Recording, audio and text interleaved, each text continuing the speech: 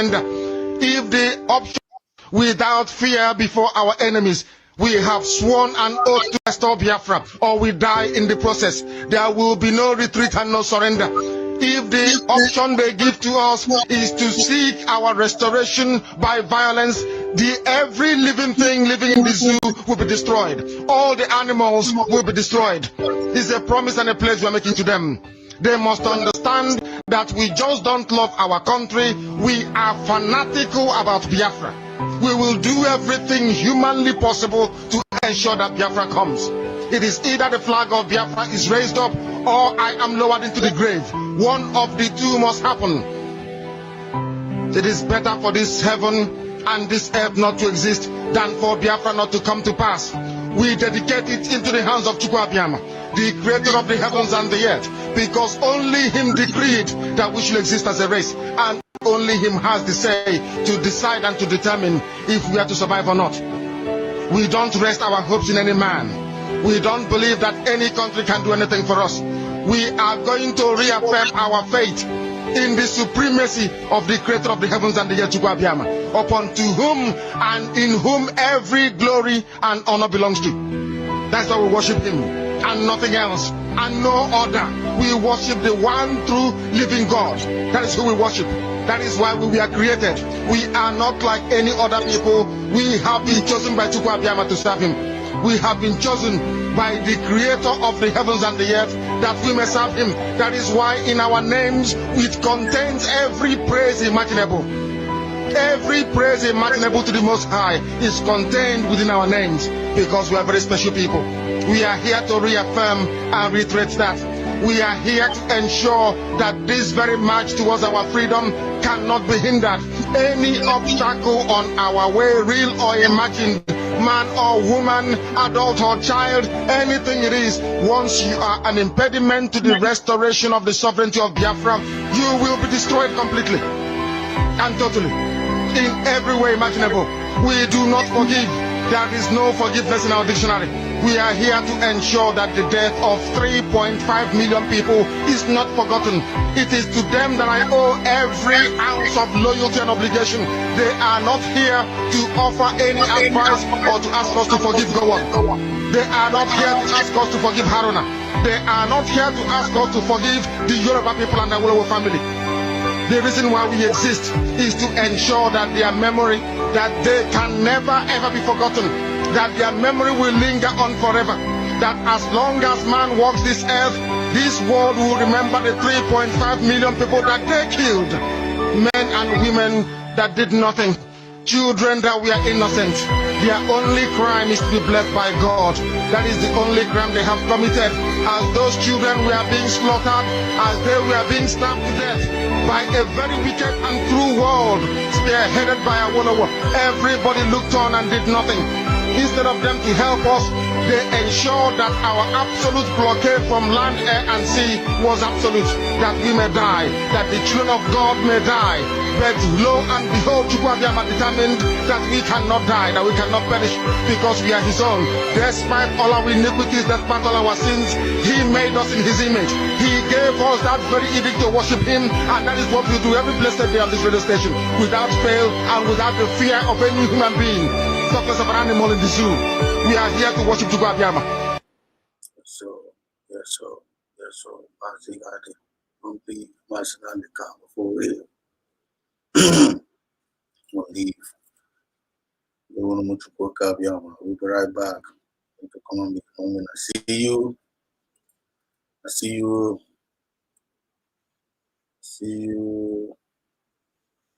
Oh, I've been too. Abantu no fanka self. Abantu. Oh, I see you. There were Facebook. Welcome there. Well, good morning from here. EJ 191 there. Well, good evening there. Well, salute you. There was been watching that. Yes, so welcome. So we are very, very special people. We are here to reaffirm.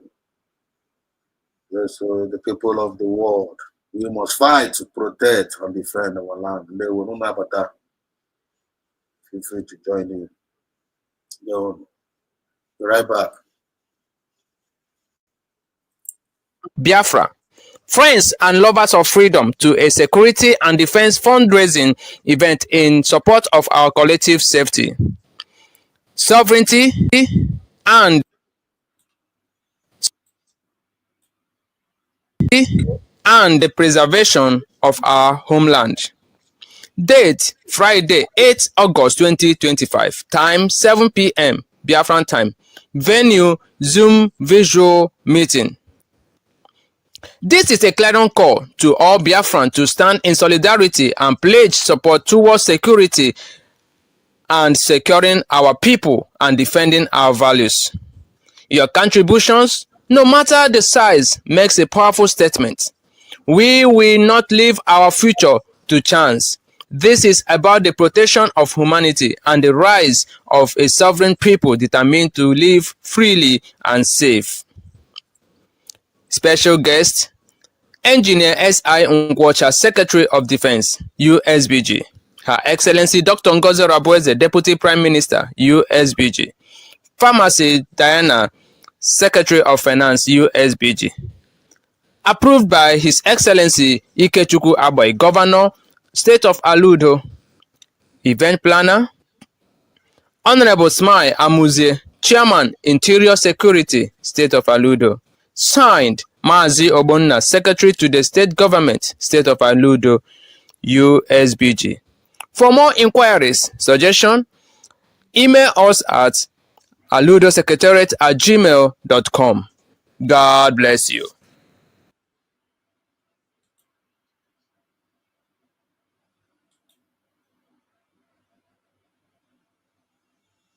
ego anụnwa ụnụ fụrụ a na-ebunye nwa amadi a bụkwa na ego ndị otu ọrụ nchekwa udo ga-achị n'alụ nwa amadi anụnwa n'ike ma gwakwazi anya kwukwa na o mere ihe dị otu anya bụ na ha narị ego a sị ili na ebolu nwa amadi anụnwa ebubo ụgha. Gee ntị na m ga-agbanye ihe onyonyo Harrison gwa m n'ishu melu ka fasi wee napụta nwa amadi ego. Akụkọ nwa amadi anụnwa ewetabugo akụkọ anụnwa ebe nwa amadi anụnwa o nwere na butiki ọ gara amara ife sebelu ya na onye butiki o wee je kpọrịa ndị otu ọrụ nchekwa udo ga-achị. Ndị udo ga-achị wee kpụrụ nwa amadi anụnwa wee rapụ jidie mkpụrụ abalị atọ anụnwa bụkwanụ maka ego o nwere n'ọba egie ka ha na-anarị ya maka na o nwere ego na o nwere ike iwepụ kwa ụbọchị ya bụ daily transaction limit ya. O wee bụ na daily transaction limit ya bụ 500,000 naira. Ha wee rapụzi anya kwa ụbọchị ọ na-akwụnyelu 500,000 wee kwụnyegide wee kwụnyekpọ ego niile dị n'ọba ego bụ 1.4 million naira. Mana tupu atọrapụ nwoke anụnwa emerie ihe onyonyo ebe o kwuru wee sị na o bụ onye ori wee kwuo na ọma mmezi ihe dị otu a kwukwaziali na onye rofa ego ọbụla mana ego oni o kwuru na onye rofa bụkwa ego anụnwa anatalụ ndị a. O wee bụ na ihe ndị a niile bụ ihe emerie na mmanye tupu na asị na osi ijiri na asị unu biko ka anyị gbapụ na ọsonye anya n'ihe onyonyo maka na ka o si dị kịta ọkụ na-agbazikwanụ ndị ọrụ nchekwa nwa dịkwa ka ha na-alụzija mkpa ọ dịkwa ka ogbugbu ka ha bịara ogbugbu nke ikpeazụ a. Ka anyị jee nụpụta ndị nke m. Good morning, my name is Harrison Gwamnishu. This story from Udogachi, Anambra State, the vigilante security. Right, I told you guys how they kidnapped a man and then labeled him a thief or a criminal. Took him for almost 3 days in the bush, transferred money from his account. In fact, because of his limits, they will now transfer him 500,000 so that they can be able to clear his account until the 3 days. They cleared about 1.4 million. And yesterday, all the money they recovered. This is the money. 100, 200, 300, 400, and 30,000 that was extended to him by the boutique. And this one is 1.4 million that was escorted from him from the security guy. This is 500,000. This 500 making it 1 million, and this one is 400,000. That is 1.4 million that was escorted from him, and it has been handed over to him.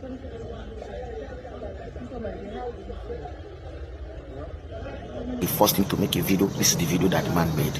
They're going to Kenya and do the gacha.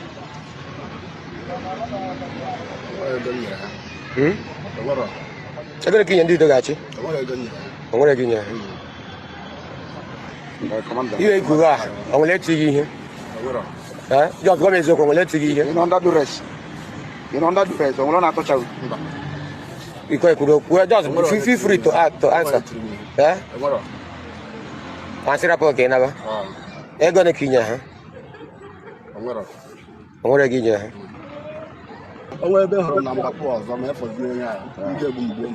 I say that if I go up to now, investigation, machine in the okay. Can you guarantee in a name as usual? No, but I don't want to.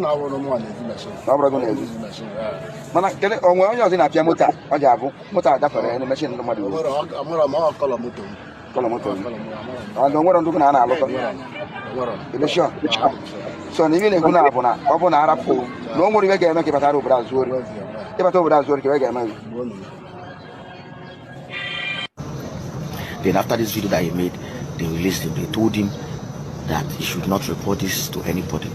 All right. Somehow the man got across to me, and I invited him to Asaba. He came to meet me, and they would follow up the matter. All right. Now, I'm not against vigilante. In fact, I promote security. Come to Delta State, people will tell you that Harrison promotes security. All right. So anything that that will protect lives and property, I'm involved. All right. But when the evil you are doing is overshadowing the good you are doing, it means that you need to stop. You need to stop. All right. The government of Anambra State, Professor Charles Soludo, should see how to regulate, monitor the excesses of these people. I keep saying that these guys are out to do harm, because possibly they lack training and they lack coordination. They lack people over supervision. All right. They lack supervision. All right. So they should be checkmated. So this is evidence that what I'm saying is true, 100% true. All right. The case is before this is the CID that State CID Oka. That's where this case has been investigated. All right.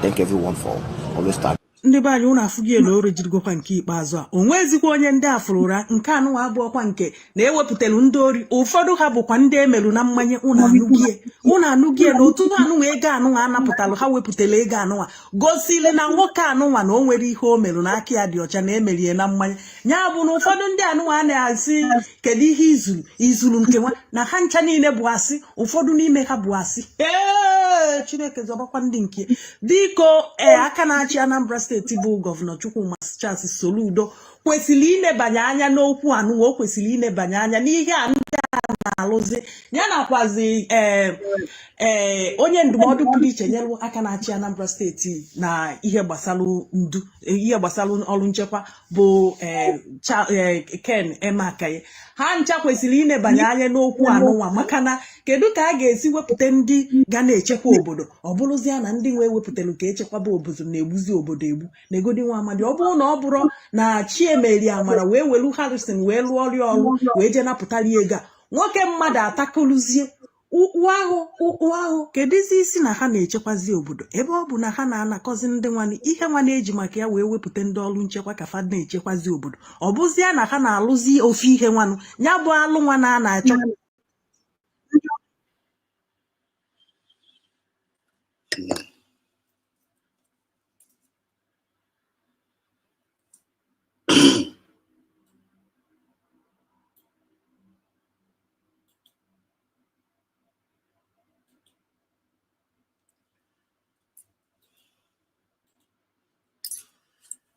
Yes. This is Ndewonu Mutuko Kabiama. Ndewonu. Good morning, good afternoon, good evening, depending on your time zone. I greet each and every one of you. Umife. Shabbat Shalom. Shabbat Shalom. Udo Chukwu. Namara Chukwu. Oganeri Chukwu. I wish you prosperity, well-being, everything good. I wish each and every one of us. Yotago, Oga dry man ototo, dry man dry man abali. Onye kwechi ekwere. Ọpụpa anyị ga na-awụ ngozi. Mbata anyị ga na-awụ ngozi. Amara Chukwu na ga na-edu anyị. Chukwu na ga na-eburu anyị afịa, na-eburu anyị agha n'oge awa na mgbe niile. So this is weekend, this is Saturday, and we are glad and we are grateful to God Almighty that we are alive in the land of the living. Because whatever we are today whatever we are yet to be is all by His grace. The grace of God is everything in our life, and everything in our life is all about the grace of God. So don't forget that. This is Biafran Exodus TV, always bringing you the message of redemption and liberation to the hearts and the minds of our people. And I get you for that now. This our channel I represent the movement of the people, by the people, and for the people. Anything that is good, that you feel that it can improve the life of your people, bring it on. You're highly welcome to this, your channel. So this is your channel. This is a channel of light. This is the channel of the children of light. Welcome to this channel. Only when you be about, to be honest with you, channel abasa when anything on the channel abasa we promote here. We promote I chondo be about here. I chondo be about and Chineke na na ariogo. Only when you be about. Don't bother to enter here. You go. We don't hate you. We don't hate you. You don't be about hating again. But I don't want to hear. I chondo be about. I chondo will be sarasara. That is what we are praying and asking God for. Umu Biafra. Obi sarasara. And the Obi sarasara only way ya. If you have never asked God to give you Obi sarasara, it will get what you can say and Obi sarasara. All very, very important. And the only way Obi sarasara, because I want to hear. Because Anna Rogaka, because I want to hear. If you go there yourself, one the bacha, just bacha, we are all going 92 or 33, not any reasoning, one mind. Never any reason positively towards what we are looking for. I'm okay with it. You're talking my point. I'm okay. As long as now we are touching life genuinely, and as we are moving and we are progressing positively, I'm okay with it. Anything that regards to bad energy is not welcome here, because now. The time and the season now, we don't need anything bad energy. Anything because only when because just bacha or they call the bossa or they call the egoro. Only will know their only be a pop because Gaga chondo be a boy bege kagina abona ruko. Gaga chondo be a pop ibege kagina ha na gini neme gini na ruko. You only will nyasere. You only will not acquire in a like a cotas of ma. This channel is not for you. I am not acquiring here. You go. I acquiring here. I name, but I use people for reference. You may something as no yammer here. No like we on yammer. Niho yammer kitana lekwe on a get result. Epona konya deceive ogo. I am a queer or one of that sana abiasi kabia. Does a wonya kaya docha. I only me or jabu no yammer or what I say. So only one answer, you are not welcome here. You're not welcome here. Now, this place is built for no behind the ocha. No behind the ocha. Children of light. Then I'll wrap it up for maybe. I want to bambo. This channel is for you. I don't know if we are getting the point here. This channel is for you. Oh, there was somebody not like if I gaga. If you oh no gaga like it or gaga. This channel is what getting is for you. Feel free. If I type no channel go there, claim it. Claim it. It's for you. Oh, there was somebody now you don't like it if I gaga. If I tell you no gaga, you make a shot is no gaga by contributing your positive idea or whatever thing you can offer to make sure that even when the channel is for you. But oh, there was somebody and you are an enemy of progress. You was somebody progressing man on a bawa gobi. One, this channel is not for you. Don't come here. Don't come here because always some haze of fire. That's around there. But to be honest with you, I'm serious. It's not by joke. It's not by joke because when my mother got when somebody get up to where they want if maybe one way or the other, or maybe on personally. With that good conscience, you want to serve his people. You want for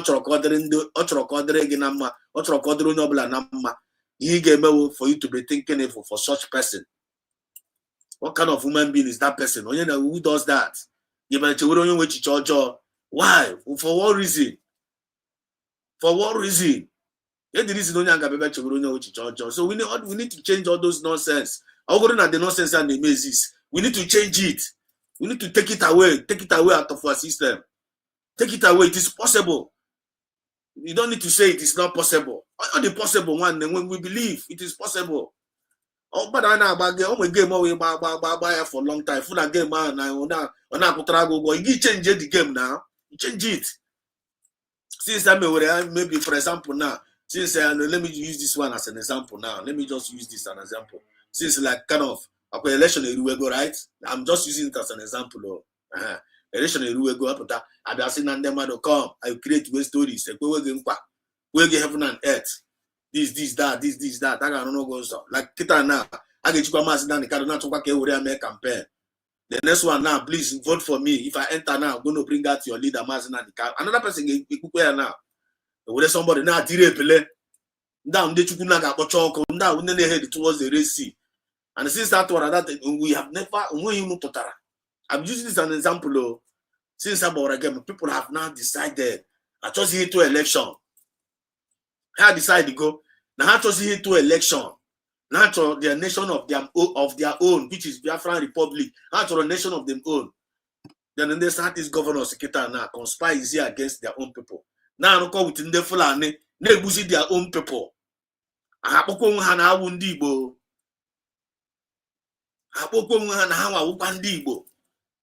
So that kind of mindset must stop. It must stop. Okay, we don't need it this time around. It must come to stop. So with all those nonsense now, all those bad energies, all those enemies of progress in something, all those all those hatred, all those envy, all those jealousy in our among our midst must stop. And it is possible. And how it go to is the possible by you and I respecting ourselves. The only way you and I, when you do. That is the only way. That is the only way. That nonsense. When you not like Ihoma, when you tell sugar no, you're not sugar the royal top. So I want to Ihoma let us be doing good towards one another. I want to Ihoma true, naturally Ihoma and doing, and Ihoma in our nation. Let us be doing good towards one another, so that I am a good towards one another, even towards the government. Government are requiring good from us. I want to reap good from our government. Is it not a beautiful and a sweet thing for us to do? Then why are we hating it? Why are we stopping it? So now stop here. There are cause. How would that Bruno? And how would that Bruno? So only she the Gimma. I don't know what that Bruno. It doesn't make sense. It doesn't make sense. Without wasting time today, let's go straight to the point. Because we're going to enter fundraising. By the special grace of God, I can also help to stream it here. By the special grace of God. So today now, we're getting Saturday, all fundraising. We're going to fundraising. Such a kind of can register this message. Register a message in today. For some of us that are privileged to be here right now. Consider yourself, you are blessed. I also consider myself, I am blessed. Because I am the first partaker of the message. We are the first partaker of the message actually put today. And so anyone with the first partaker the privilege, we have to we need to pay attention to it. I can pay attention to every word that's going to proceed out of our mouth. And that's the opportunity. Let it come and take control. Trying to kind of relax, relate with one another. Whatever word that's going to come out of our mouth, even from the comment section, let it be a word that we will season with wisdom and understanding. Oh, yeah, we know something that I'm trying and to our nation. Now for Chukwuka he said, and I just opportunity when I see Chineke Mazinan the Carlo, our leader, guy from Nanya so much. Mazinan the Carlo, who our leader. Time for Naya so much. Liqueba Chineke name to swear no, never I for no get a name on a fight trying. And as I want a Krishike, where she piano war. Endurance, Omugaya, patient no Mugaya. Oga we rugo, the mass than the Talogapota, Obinigwe. Any idea of if I get with the own 91 day Chukunam because I know I got popped away.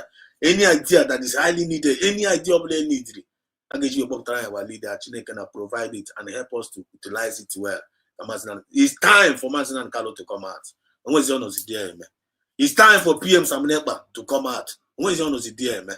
Let him come out. Let them come out. We command them to come out. Now, let them come out. They are one of us, and they need to come out. Even though we are doing our best out there, and we need our leaders, let them come out. So I need to find out because continue now about whom they protect. They have done great and done marvelous job for us, and they will live to reap the reward of their good work. He said. So without wasting time, our topic today, actually register now. Nation building matters arising. As we are moving, we are progressing. Nation building matters arising. As we are moving, we are progressing. Whether the devil like it or not.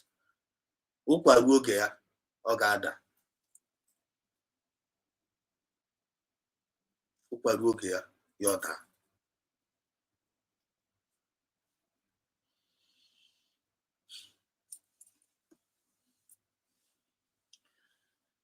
Get the state now. At least we are following up the event. I need to follow up the event as things unfold. We are following up the event. Some of us are at the time, some of us are at the season. I don't email now.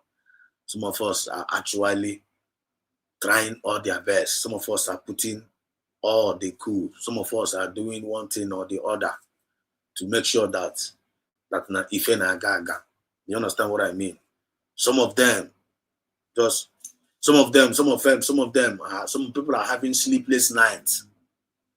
Some people are actually having sleepless nights. In the morning, in the afternoon, in the night, all they think about is Biafra.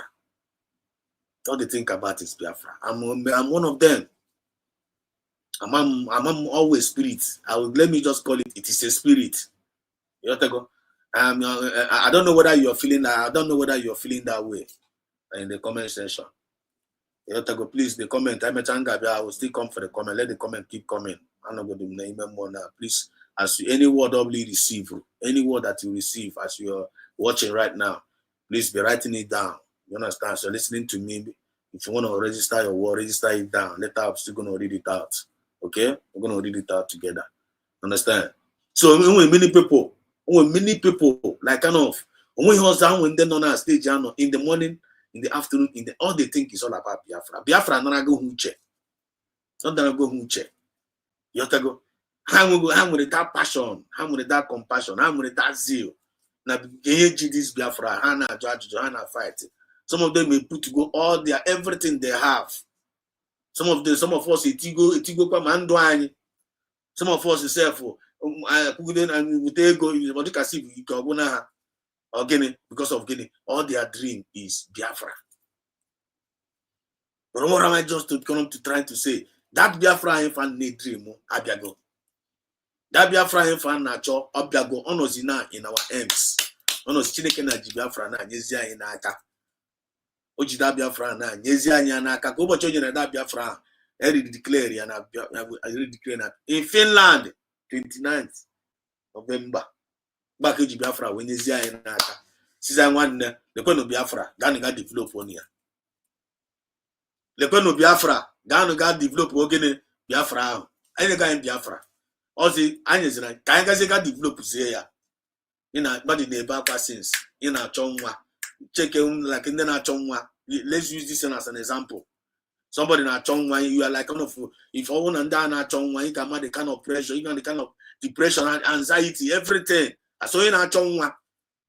Ebe ọ bụla ife akpụrụ go eza. Asị gị bịa na mmiri gị tụọ daa, asị gị na dibịa gị ga, ị na-akpịgharị ka ị mụọ nwa. Then at the end of the day, Chukwu na-meziere gị ebere. Bịa nyezie gị dị nwa, lekwezie dị nwa. Onye nwa na-celebrate. Na-enye gị ya dị nwa. Otu a Chukwu na-anyere gị nwa, Chukwu na-ga-abịa zụrụ gị dị nwa. Onye nwa ga-azụrụ gị dị nwa na ọgụ nwa ga-ejizi aka gị zụzie dị nwa, developzie dị nwa ahụ.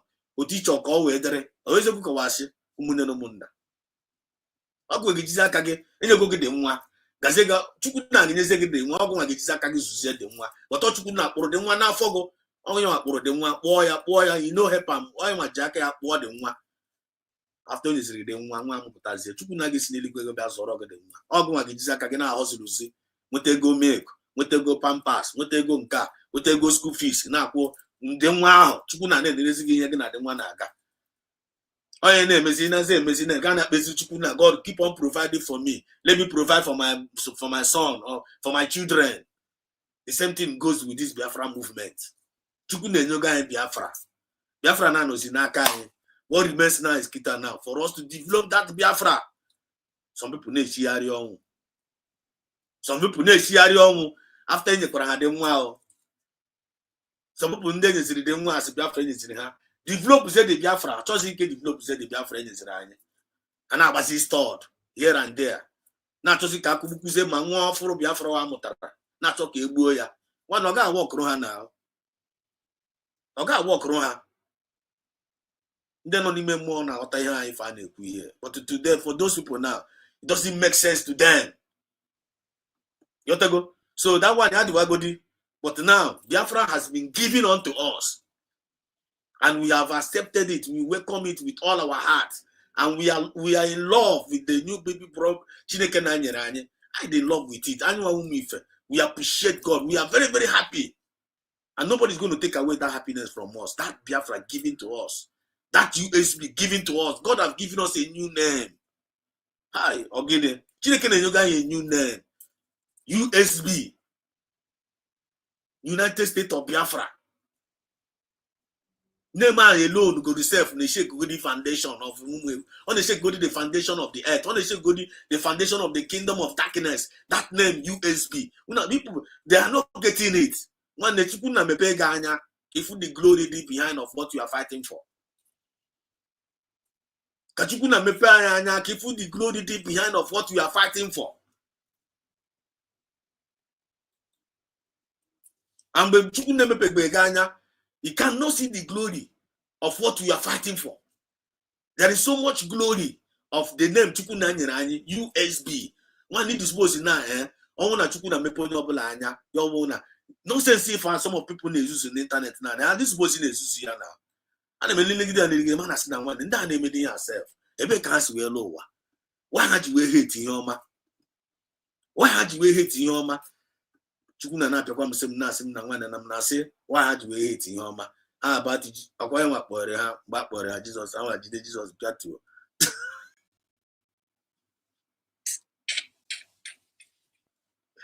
akpọrọ ha Jesus na human being the pabino Chineke na mere anyị ebere ano na Imakwara ndị Israel nọ n'Egypt tagide afọ for 300 and something years and na-eti Chineke na ndị ha wụ very very stubborn set of people and ọkwa the same thing na emekwa ndị Igbo the same thing na eme ndị Israel emekwa very very stubborn people otu aka ndị Igbo si wedịrịkwa stubborn ha tigide 300 and something years in bondage severe slavery and bondage 300 and something years ha na-eti God of Abraham God of this na-eti Chineke na legide anya ha tiketezi dị mkpu Chukwu na sị oke nsogbu I have heard your cry ya sị na ya anụghị akwa ndị a ya anụghị akwa unu ka mụnụ da na ga-akpọtara na deliverer ya ga-akpọtara ha Moses gee n'otu na this story o ya ga-akpọtara ha Moses after kpọtara Moses see from the spirit dakwasa ya the spirit of redemption and liberation dakwasa Moses gbaa ọrụ ozugbo hapụ kingdom hapụ ihe niile chụpagide Pharaoh ya dị ụzọ pịagoro Pharaoh the first miracle pịagoro ya tụpụgodo isi ya sef Pharaoh kwete na ọ na-eme ịghọtago mgbe ọ gwaziri gaga gwazie ndị ụmụ Israel na nwanne ya tụpụgo olekwa ihe mere today na Pharaoh o nwekwara majik o mere Pharaoh wee wezi iwe kama Pharaoh ga-eme ya ka ọ na-asị okay the power of your God wụ na-awụ ya na ndị magician aka unu mawazi aka oke ka mawazi aka Pharaoh wee kwechiri Pharaoh wee sizie tọbụluzie the punishment of ndị ụmụ Israel from ha nwee na-eme blọk ha nwanne ọsọ ha nwa ga-eji aka gbutezi achịcha werekwa ka akpụkwa blọk and ha ga-provide kwa enough quantity of that block which is double punishment for them maka ụmụ Israel know that thing na gbaka we see Moses na gini na-eme. So na go abere isi ni bidi nyere ha aka na ama na ibere igbu ha egbu. Isi ni bidi nyere ha aka na ama na ibere igbu ha egbu. Na mgbe obebekwa na ha no okwa the same thing na na-emekwa today. Obachaka Dr. Ngozi Arabeze Baba release a press release where Gwande Nigeria that they should remove all their army, their police, their terrorist army out of our land. No one's hand and they are there illegally. You got tag the whole world international community. Kehamre the next few days, Agaburebe, Babu send them out on a village. Agaburebe, Babu send them out on a village. Babu innocent people. What does that tell you? For them to blackmail the government. For them to make them say they are useless, like kind of one in there, for people to get angry against the USB. The same way the people of Israel will get angry against Moses. They started complaining and murmuring against their own deliverer. They started complaining and murmuring against their own deliverer. Moses is saying, what is going on here? Moses, the way as a human being, was even shocked of his life. The when they actually be so, Moses is Burumado when you Israel. Yeah, part to the guy, part to the person. The same person on also around the actually the same person I got so Moses see me, Gabandi Egypt now. No Moses Buru the person. Is it not happening in our own time now? Is it not happening? The Kabel, Ndo Swimi, and they swear me ara, in a swim they give me. Then at the same time, you are still using the name of Biafra. One, the same thing now, the same level of punishment against the children of perdition. The same punishment from the same punishment will be happening to the people that are still doing this evil in our own time, since they don't want to learn from history. They don't want to learn. May you never be your portion. I'm a member of this Biafra movement. You're one to be a join and not go iri. I'm going to join on this Biafra movement. You're one neighbor and tisase. I'm going to join on this Biafra movement. You're one neighbor and shiari miko okay. Not showing that taboo. Don't do that, man. Don't do that. You are fighting a lost battle. You are fighting a lost battle. Don't do that. And the one in this and this don't jello. I'm going to say now one that in this. Or maybe after Uche before Rarwal, or maybe after China Samuru or committing and one and I know for now when they are condemned people. Number one, they have lost their respect, they have lost their legacy, they are now useless in life. And the Biafran can never remember them for good from generation to generation. Don't you get it? But people like Mazin and Carlo. From generation to generation. People like PM Saminapa, how come from generation to generation? Even the word with the same spirit and affair, if you maintain with that spirit, there forever and forever. Then I know who the followers, all when I must go back of my now they maintain with genuinely, sincerely, without to eye one Naga commonly shine forever. Apart from it, if not going now, you are wasting your time. May I never be part that join this Biafra movement here. May I never be part that join this Biafra at the end of the day. My banana be a koiri. Or you make it feeling that this shit go. Now one nika go nage. He give me give them one park ya one side. Give them one why don't we go park ya one side. Only also take you over. Only also continue from maybe possible because the way movement go. This is a movement of the people, by the people and for the people.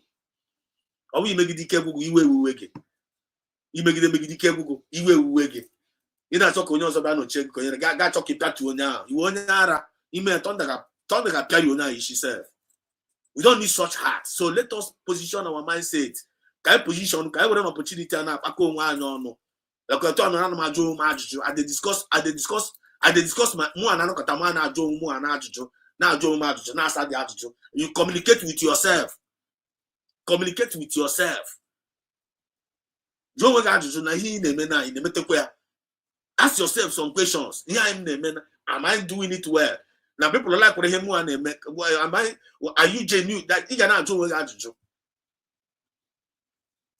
Forget about that for natural resigi. The spirit of Biafra will handle them all one by one. They can't escape it. Because onye na-agị ghọrọ ndị wụrụ ụmụ Chukwu oke abịama ije glitters nwanne my colleague. Those are the devils incarnate. Telling you. Na ntụghasikwa na lagorokwa bewakwa n'elu na probably we will start from here. Start from here. Start from the beginning. Let me start from the beginning because they organize. Who I've been to, I've already greeted you before. Facebook, Ekelena and Gembo. Good evening, EJ Glitters. Already greeted you. Watching and there were watching you are. Yeah, we are very, very special people. Sister said we are very, very special people. Say we are very, very special people. We are here to reaffirm that the people of the world, we must fight to protect and defend our land. I am one with the thing, man. I am very, very special people. You and I can testify to that. I am with special people. So to I am with special people. We must behave specially. I'm gonna behave special. I probably find that you represent well. Represent in a very special way because you are a special person. Biafra, I probably find that when the Biafra, I am unique. We are unique people. I won't be to whom much is given, much is expected. I want to make expect Facebook. I want to make expect Facebook. If people are expecting you to be if people are expecting you to be behaving well, please, brother or sister, behave well. Behave well. I want to make expect you behave well. You behave if you go there, you lose the respect. All the people make expect for you to be behaving well. I can down name is kit. You got to say exactly some people down for not joking why. After time you can see now so and why naga. After why now be for shape or abara. Now you know, hey, excuse me, hello. Hey, excuse me, hello. Ah, beautiful girl, can you wait for me? And now when you naga. So only had a mess pet. Only an actual we on a mess pet, hopefully no the man all the going by no naga see control say. Because he say hello, na fuse maybe told the one ya turn no. Afuna ihu onye ọgbara or maybe fuse na ezi onye ọdịka onye ara ma onwe ihu ya dịka ayọ na ị ga-afụ onye agbawazi ọsọ onye nwa na-atakapụzi ọsọ na-agbazi ama m nọtara nke Mr. Ibu a na one certain time Mr. Ibu na-aga achụ nwaanyị ọ ga-akpọgide ko midnight call kpọgide ko emecha nweta onye nke o wetara Ibu ga appointment on the Mr. Ibu did ever yes, are you there? Yes, sir, yes, I'm there. Are you there? Where are you? Yes, I'm looking for you. Yes, I'm on the other side. Mr. Ibu on the other side now, we hear the person. There to you on that. That was the like this.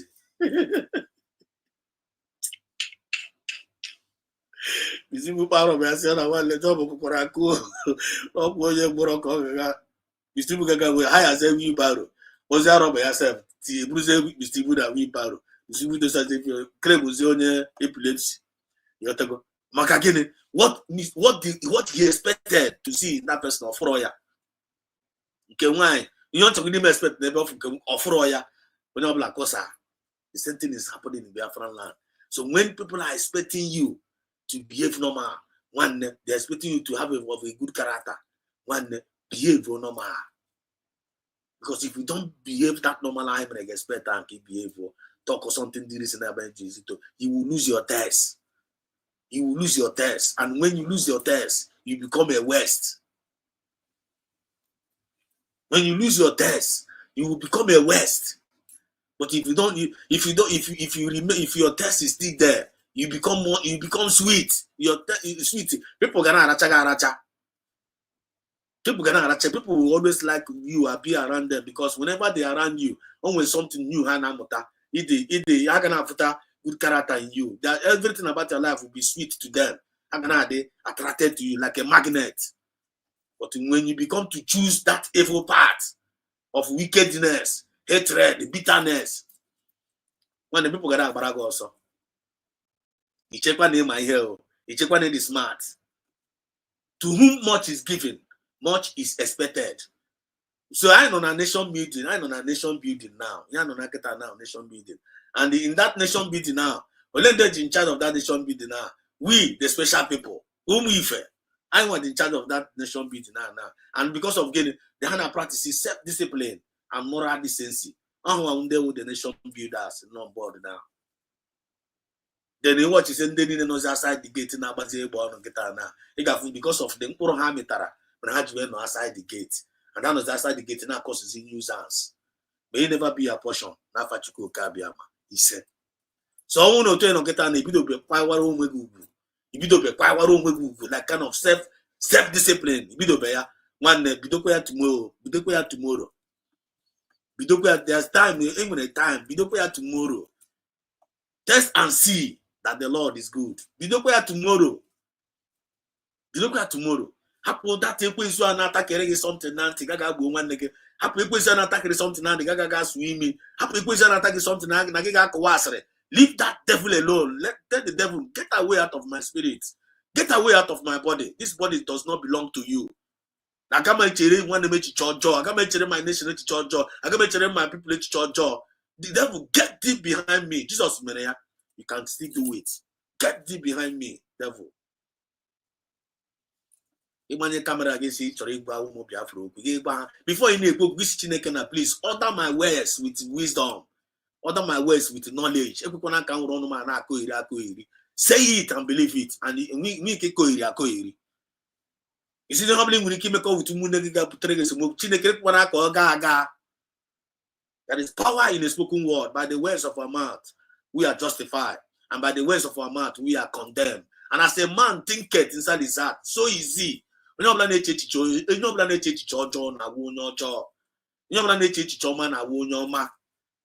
then I hide. No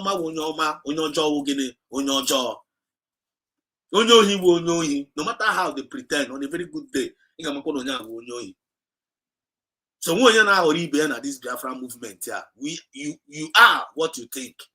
You are what you think, and I am what I think. I don't couldn't for that. That's the fruit on the go to Saki Jamon on your one. One always okay. For me, I believe in always okay. So there were each greeters for that wonderful word. We are very, very special people, and we are here to reaffirm that to the people of the world, we must fight to protect and defend our land. One I want now. I want now. Number for this our sister Pera now. I want the number. I want now. Nation building matters are rising, and as we are moving, we are progressing. We as a people, by the people and for the people, we must fight. Man, no, invaders say if na battle in our land every day. Na battle, when you get defend the now we go defend ourselves. I won't know when they change the UN. You are making a very big mistake. If you are know when they cannot by this stage now of this movement, you can hope on America. You are making a very big mistake. You are hoping on, I don't know who you are hoping. I'm not going to hope. If you can't hope on ourselves and come together by ourselves and provide for by ourselves and attack our enemies by ourselves, until we must come together. And if we refuse to come together to do it under this USB government, but the only good news is that now region okay ma fair to me region okay ma fair to me to be go and take it to the bank. Because I want to Chineke now find a way to save his own people. But all of them will head towards the Red Sea. Another number also here. I say the death and the suffering of our ancestors shall not be in vain. When Boga did in vain, all the labor of my people and my go to my Efion, one Mandeli never go for the it can never be in vain. Never to go Gabiama. He said, also said here, and I'm going to say confused giraffe. I'm a confused giraffe. Confused giraffe.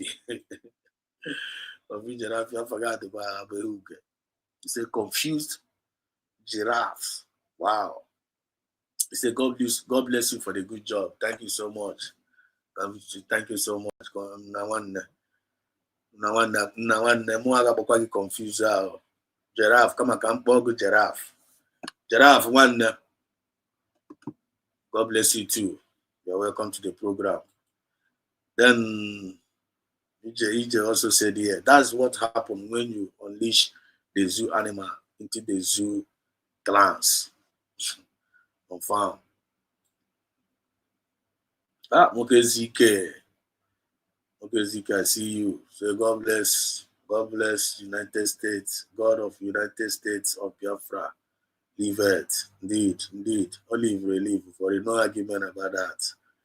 Confirm. Also says, no weapon formed against us shall prosper. No weapon formed against us shall prosper forever. He said, there were Mazi Mukezike, you're highly welcome. Mazi Mukezike, I would like to hear your voice. I would like to hear your voice. Achọrọ m ka iwegotekwu aka. Etiele ka anyị n'olugo. Let's maybe I wanna only na-ekwu okwu nke gị de ya si gị ma gị gwa anyị na-ekwu okwu. At least I'm not demanding your video, just your voice. I want you to speak to me. I really appreciate what your good job you are doing. The comment section, you are doing great at whatever. I would like to hear your voice, but I want to go by force. So just like a special demand from me. Oh, my brother Kewo. So more strength. Okay, you can say more strength, more power, yes, more power to us and to USB government and all Biafrans all over the world. Yeah, Biafrans, they are hearing you and they are hearing your wishes. Thank you so much, Moke Zike. And continue your good job. You are a blessed man. Amen. Say, EJ, our own EJ said also, we must be useful. Last, we must be ambassadors of equity, justice, and fairness. Nangi Bazua.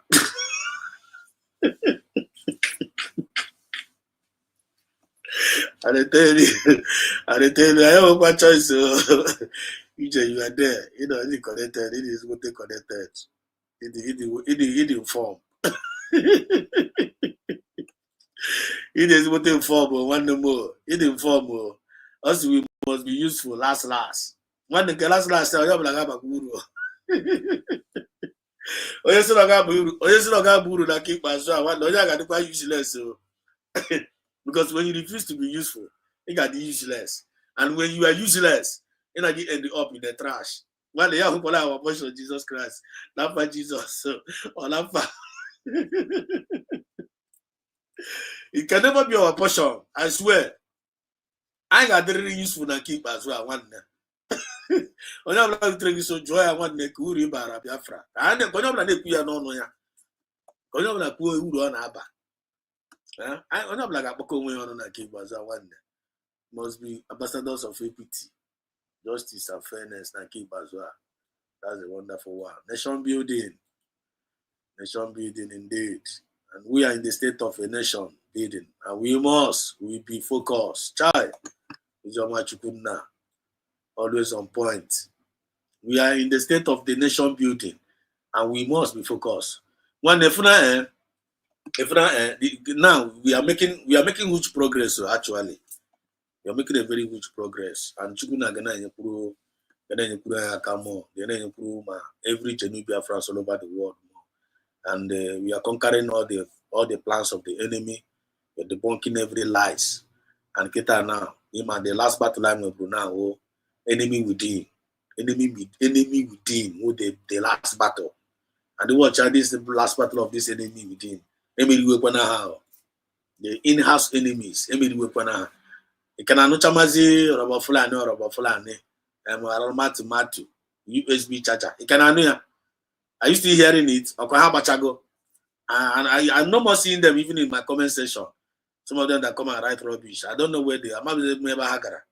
These people there, we are paid agents to come and disturb what we are doing, to come and stop what we are doing. But we want them. Kita na here they kita now damage control. You gonna aside damage control even and the preach is equity and justice.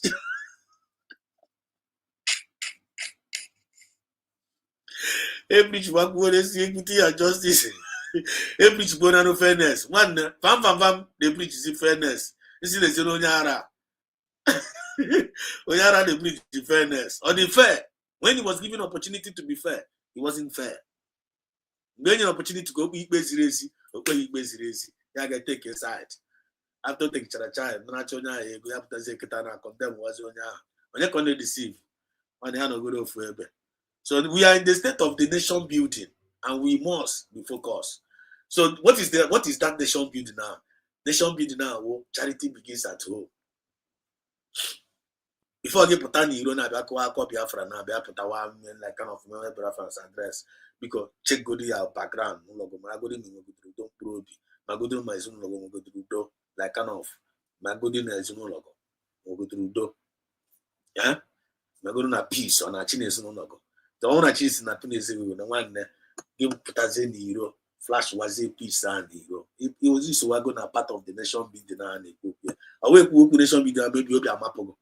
Oh, it's all about what Kenya did good in a tea on the table for this new national fund Biafra. Because then you guys Biafra na Yanaka. So to Biafra na Yanaka na anyone they develop here. All the Korean roll, right? Before getting roll, you get booze or bala, buy a cast of land, get bala, you got me foundation. Acquire calling ta, meaning stage by stage. The same thing goes with this USB government. So you guys Biafra. Now we go develop them. So I develop now nation building. And the KDI goes with me go to grow this Biafra kita now. Now we are seeking for international recognition. And that reminds me. That reminds me now for me to enter the program in Jibabia. For not tomorrow's Nisa Connect. Now. Look at this. Let me see it. Let me see this. The government of the United States of Biafra, through the great state of Aludo, cordially invite all sons and daughters of... Not this one. Give me.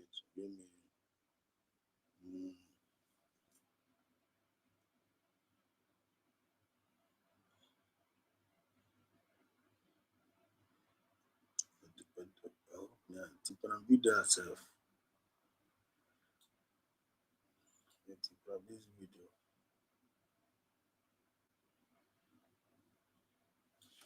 I didn't put it. So I just hasn't seen the video. I will still remember it. Don't worry. Let's continue here. Yeah. So in that nation building now, it is being expected for each and every one of us.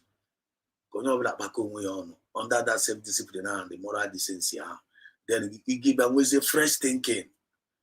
All the old pressures, all the old anxieties in Ogana. Because the last time I spoke about, I was going to be seen in the emergency Biafra movement. I gave Gaburu Biafra Nishi. Ibia Biafra Nishi. One, the phone and Nebuni, Ogani Bugu. Biafra, phone Ogani Bugu. So if you want Biafra Nishi, Bikono. Ibru Biafra Nishi, Ogani Bugu, Ogani heart attack, Ogani Bikono. Just do what you can. Do what you can and leave the rest to God. There are a lot of things you can do to help Biafra. A lot of things that you can contribute positively to help Biafra. There's a lot of things you can do. Find one. Figure out one. Happy murmuring. Happy complaining. Happy bitterness. Happy envy. Happy jealousy. Happy happy position dragger. Don't drag position. Don't compete with anybody. Be yourself. Do what you can. Give me peace, no picky. Happy are there. You watch my program. I come on down watch here. So like you took a point here. Because I told me I'm not here too much. Then also our sister also said here. Yeah, say that of course the children of the light are consumed with Biafran affairs. The children of light are consumed with Biafra. Ezigbote ụmụchukwu nna ụmụchukwu okike abịama ha na-adị consumed with ihe ha ga-arụ na Biafra. Like kind of ha na-enwe that passion, with that zeal.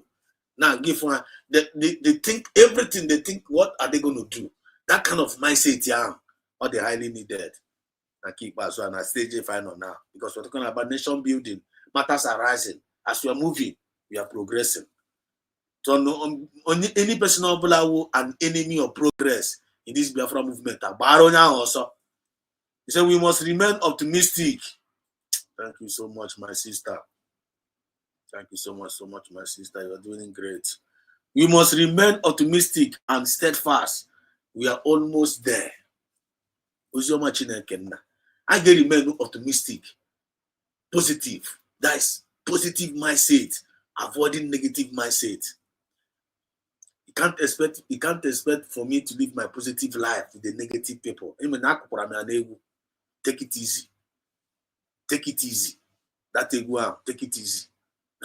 I want to type where take it easy. Master J featuring Papa Smith. Papa Smith.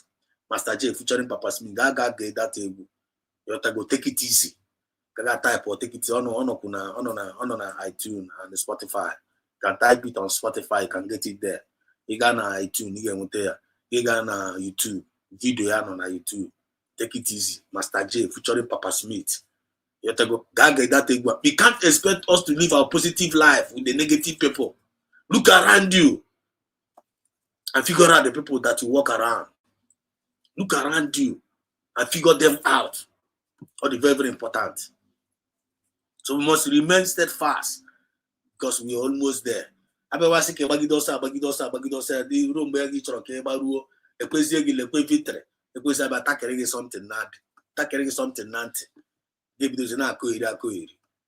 some of us now, I don't want to mention them, but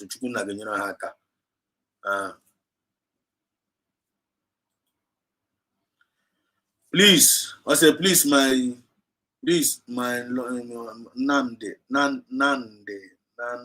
Nandi Lucky Palace. You're welcome. He said, please, my sweet people of Biafra, love you, but you must remember that today is our support for USB. I am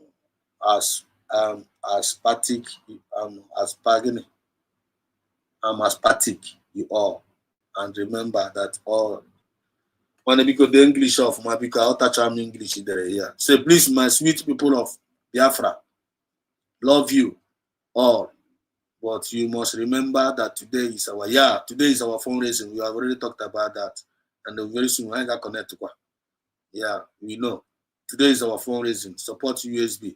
Biafrans will continue to support USB. They will continue. Biafrans, they don't even need to tell them. Biafrans know what they are, know their responsibility. Today is our fundraising, and they know, and they will continue to announce it and to remind our people. So thank you, Nandi Lucky, for reminding. And I am I am aspatic. I am aspatic. Aspatic. I am aspatic. You all, and remember that it's all about USB. Please, what I try meaning by aspatic because you just said here.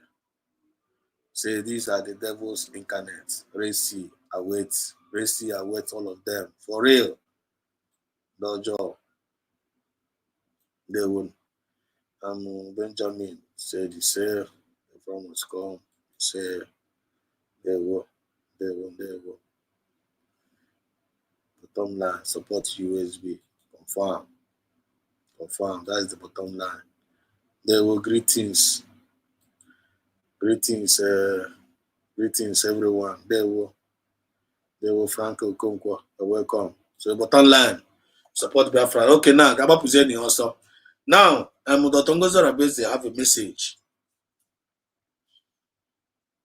No watch and no respond, bro. Dr. Ngozi Arabese responded to. They have letter or respond to go to the killing of our people. Is it 2 days ago in our homeland? The Ngozi Arabese have responded to it. I want to know what I Bible me here before, right?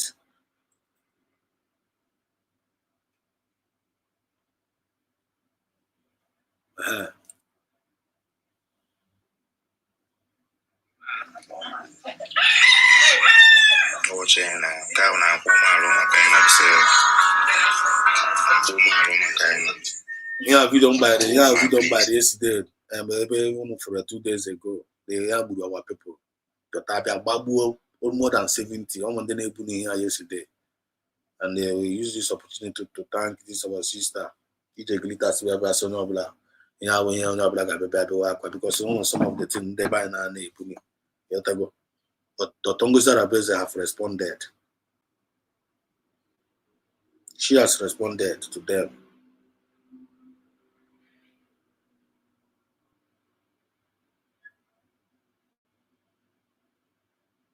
She has responded to them.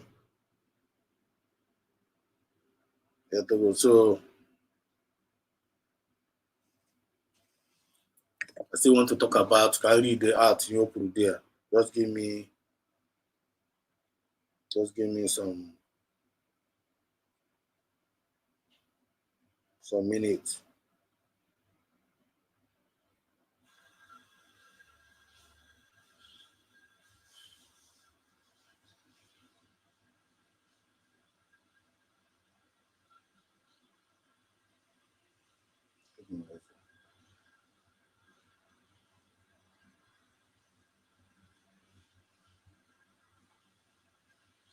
So the Tongo's have responded to them, and they have spoken to the international communities, the EVO committee.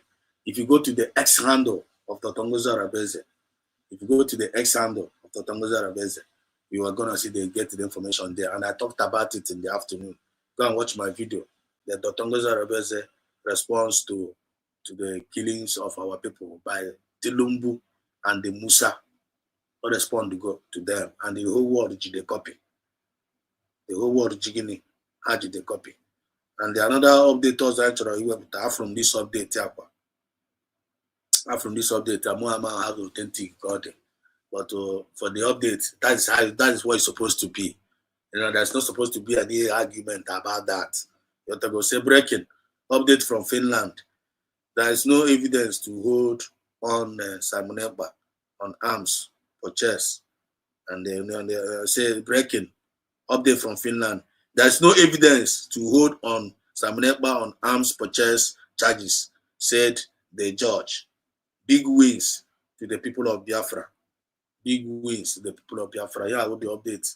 But from update here to the from the S handle of Otongoza Rebeze. So I want to go to the S handle of the Tongoza Rebeze. I want to update him from I want to read it out. And this latest update. You say Otongoza Rebeze. And just like I'm encouraging all of us, some of us, if you never subscribe to the S handle, go there.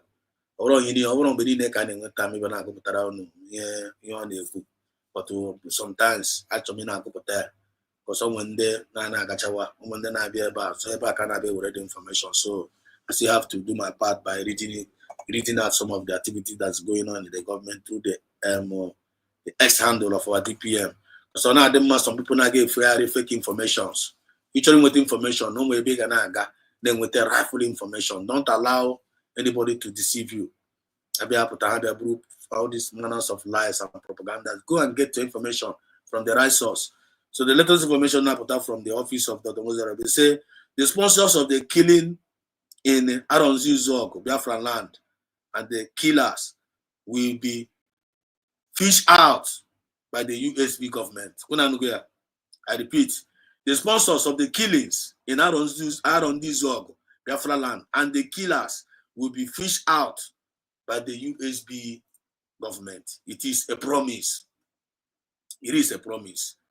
Biafra in diaspora, please donate to the USB government or New Dimension mandate or to help stop this sponsored genocide. Dr. Ngozi Arabeze. I want the only bottom line here. This killing knife from the by government and government if I'm gonna have a government in there why you Our government transparent government of which we Biafran can testify. This is a transparent government. We're working on the structure and template. And we Biafran Liberation Army. And we go commanders in every state, in every local. And we go commanders. So see any now. Everybody need to go and be sponsoring your state. You can go and donate to your state. From our Aludo, the other day for my own state. Another one put up a for state, up for federal, federal. I donate to your state, you also donate to the federal. And then when you are donating it, I'm gonna be donate here, or any donate here can force. Donate voluntarily, donate genuinely, donate joyfully. I want to say my original donation. I can donate and when you must donate. You donate here. Almost something or another one here. So we need donation. People need to donate for this government for now. I don't know when then I got Korogas, they say don't donate, Naga person near my don't donate. One but in every decision I make in life, that is the consequence. So I want the update to see from side and after I can go put up another update. So now, for the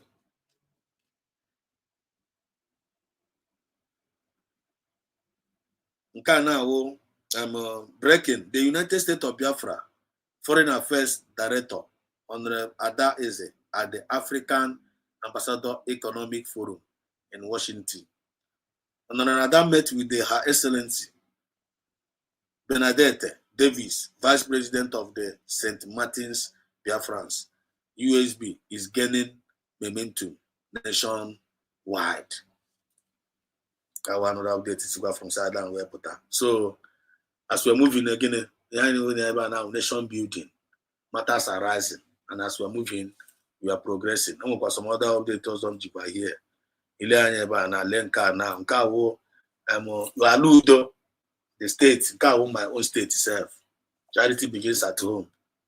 Aludo na chingwe fundraising for their own states, and the 8th of August. So here is the jingle. So I want to know here, this our forum now. You will see from Aludo state. This is the same state. Because this announcement is coming out from the table of Aludo. Path of Freedom to a security and defense fundraising event in support of our collective safety, sovereignty, and the preservation of our homeland. Date. Let me go back one more time. Hear this special announcement.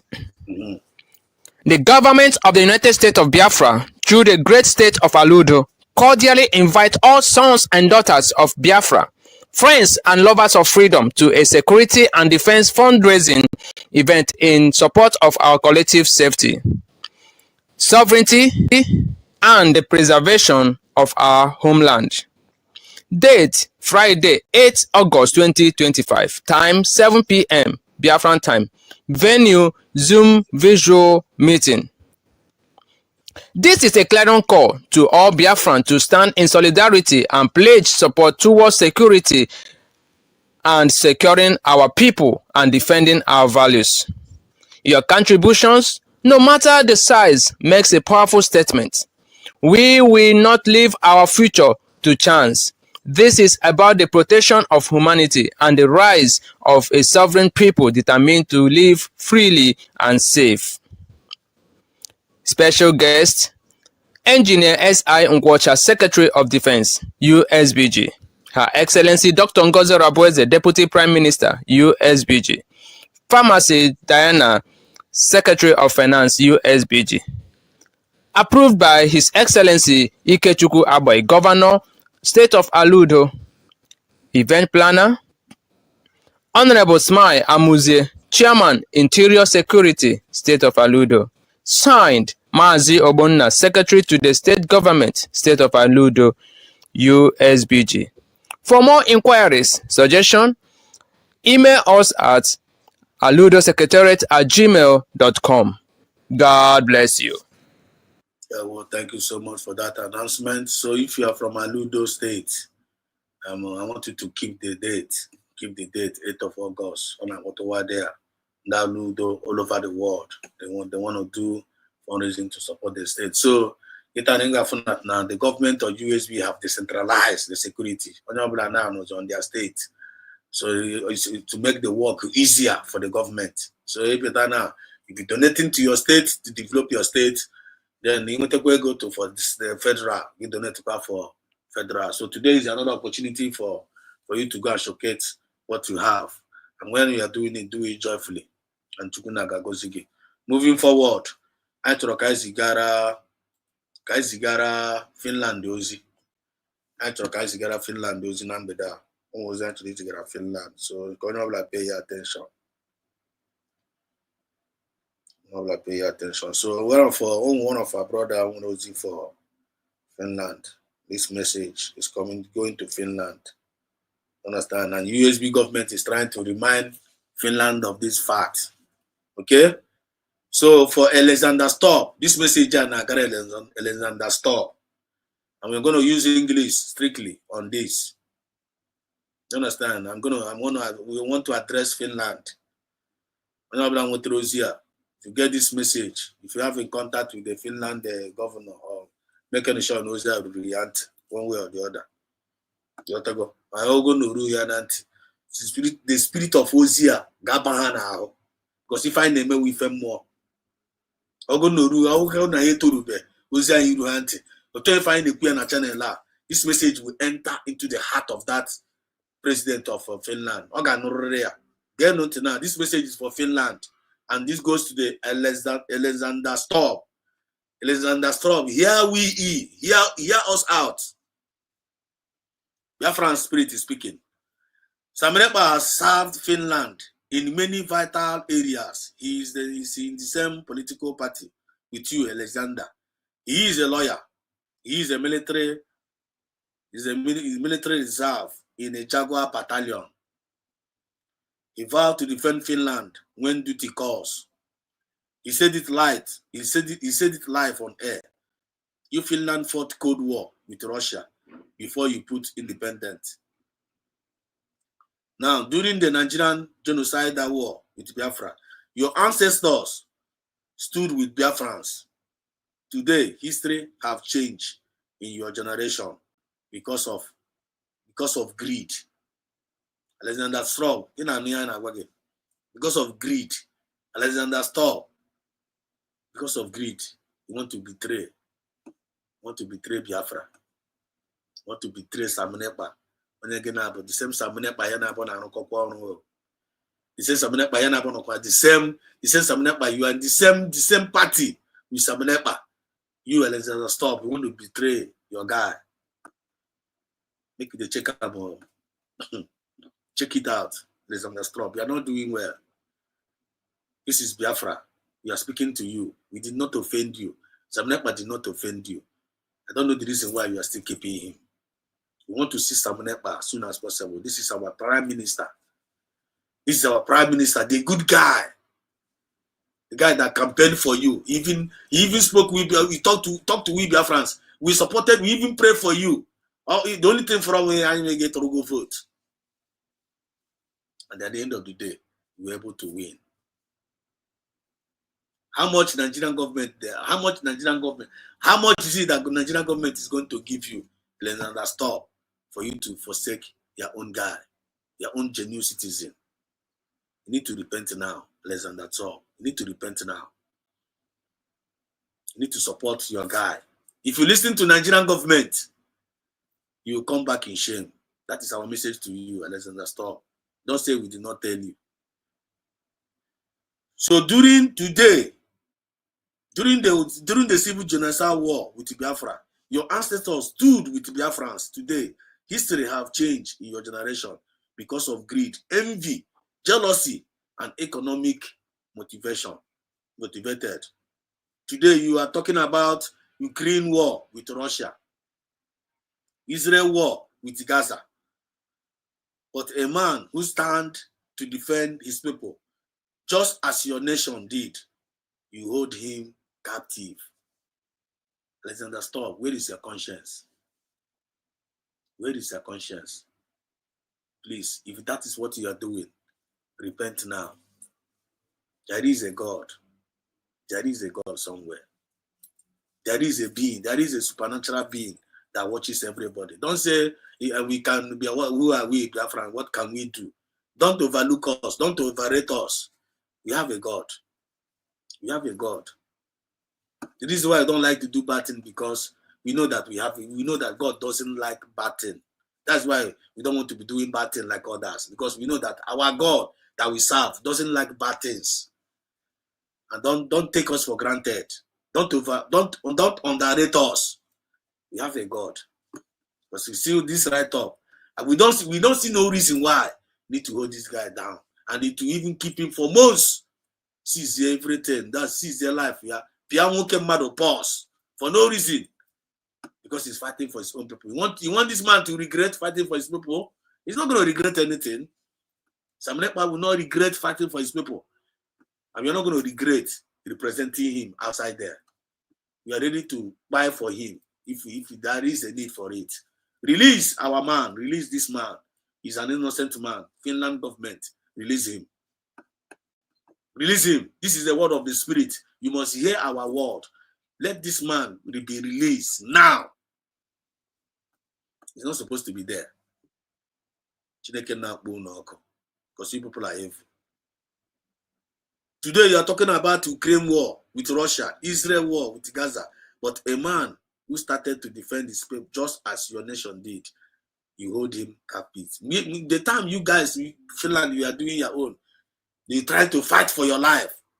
You fought for your own country. The same person who want to do the same thing that you do, you want to keep him hostage. Reason I'm now, where is the fairness? Where is the equity? Where is the justice? In international law, self-defense is never a crime. In your international law, self-determination is never a crime. Why is it a crime now when Sam Lekpa is involved? Why is it not a crime when Mazina Carlos now is involved? Why is it not a crime when Biafra is involved? Where have we hurted you guys? Where have we went wrong? We are not criminals. We are not terrorists. We are the good guy. Biafra means peace to the world. Biafra means peace to the world. Biafran, give Biafran a chance. Biafrans will make the world proud. Give Biafran a chance. Biafrans will make the world heaven. We promise you that. All we need is fairness. Now we are in the nation building, though. The world, hear we out. I know in the nation building now. We are in the nation building. And matters are seriously arising. There are propagandas is going here and there. Lies, blackmails. But that will not deter us. That will not deter we, genuine Biafra. It will never, ever, ever deter us. We are determined. We have made up our mind. We have concluded that we must get this Biafra and give it to our next generation. That is our obligation. And please, people need to stop wasting our time. Give us our Biafra so that our nation will be built. So that the world, as we promise you, the world at large will enjoy we Biafrans. Instead of you people working with the terrorist Nigerian government, and after working with them, maybe you feel like after destroying us, they will still come for you. They will still come for America. They will still come for you in Finland. They will still come for you all over Europe. They want to take over Europe. But give us chance. Support us. Europe, you people need to support us so that we will help you fight these invaders. But if you refuse to do so, we keep on doing the one we can, and we leave the rest to God. So every of your words are contradicting. Your actions against United States of Biafra. You are a hypocrite. And let's stop. You are hypocrites. If you know Biafra United Granada support. Biafra United Granada stop. Nobody should blame Finland. Finland is watching my program. Now the Finland, he can tell us for free. Biafra Unite. Now Torumo Biafra say he can tell us for free that now I can the Finland and no here PM. Could you imagine that kind of lie? Could you imagine that kind of lie? Somebody that people to whom much is given, much is expected. Somebody like that guy, Biafra Unite, people trusted before because of ego, because of stomach infrastructure, because of ego crazy welfare. The guy started talking rubbish. Now, where is Biafra Unite? Biafra Unite now, Biafra Unite now is now useless to this Biafra movement. Biafra Unite used to know before. It's now a useless person. Biafra Unite now, they have lost his test. Always because only matara nkwa ahụ si ngwere bịara ya ụgwọ.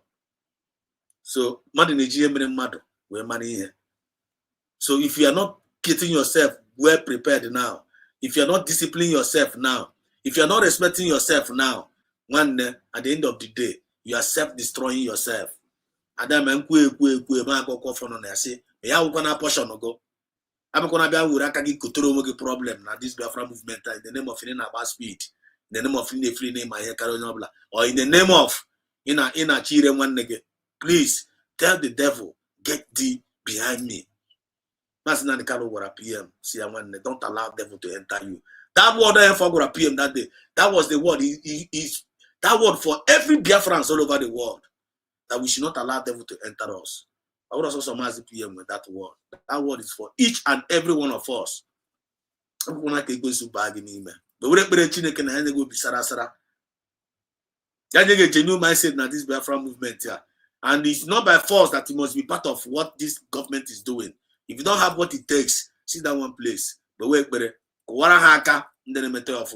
and try to be useful one way or the other for your betterment of your family, for the betterment of your nation, and for the betterment of everywhere you find yourself in this world. We are the children of light.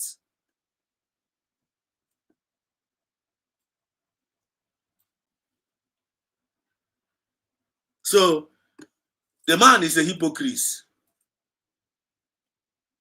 When you do a ball, Alexander stop and he betrayed our own. And if he not repent now, Alexander stop because when you 5 minutes, we have a very good record with Finland. Don't you because of that? Don't say that good record out. Don't sell it out. It is very, very dangerous to you and for your nation. I know what I'm talking about. Because you want to use the resources of Biafra to fight Russia. Each resources of Biafra go fight Russia. Each resources of Biafra go fight Russia. I mean, you get jide when I work. The man only jide a more. The man only jide kuku. The man only jide dragon. Don't worry, no problem. Because you want to use the resources of Biafra to fight Russia with the help of the zoo, you exchange some NEPA for economic gain. Could you imagine that kind of wickedness?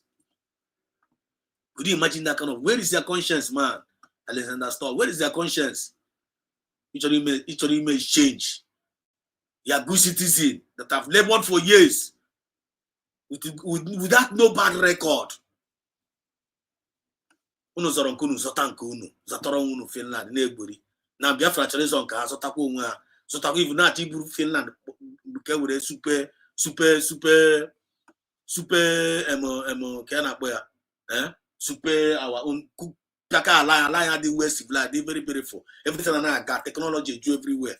Just Biafrans lay our hand if once we lay our hand on our resources, give Biafra 5 years everywhere Charako. I want to stop the man, right? You don't want the man to achieve his own dream, but you have already achieved your own dream. That is wickedness. There is no fairness in that. You need to put yourself in order now. Alexander, stop. Free our man. You are hypocrites, quite all right, because you want to use the resources of Biafra to fight Russia with the help of ZOO. You exchange some NEPA for economic gain. We, the Biafrans, will not see all you external forces to succeed. We must defend our people. That is a promise. And that is what the PM told you guys. I can defend our people. I can defend ourselves. And the system has been decentralized we focus on our community here. That thing that Nigeria refused to do, Biafrans are practicing it. Decentralization of power. I'll give for the DPS where with the power, we never see every commander. DPM have given power to every commander, every state, for them to run their state. Oh, mother, be everywhere. You get quick and them to guide you. You get quick and them to make your progress. There were my brothers and sisters that are joining in. Biafra is my own. I see you. There were one them and then okay to go again. I see you, my brother. I see you. To go Yogo. Ejike Justin Ekwem, as I also see you. You're welcome to the program. God bless you. And there will be a France.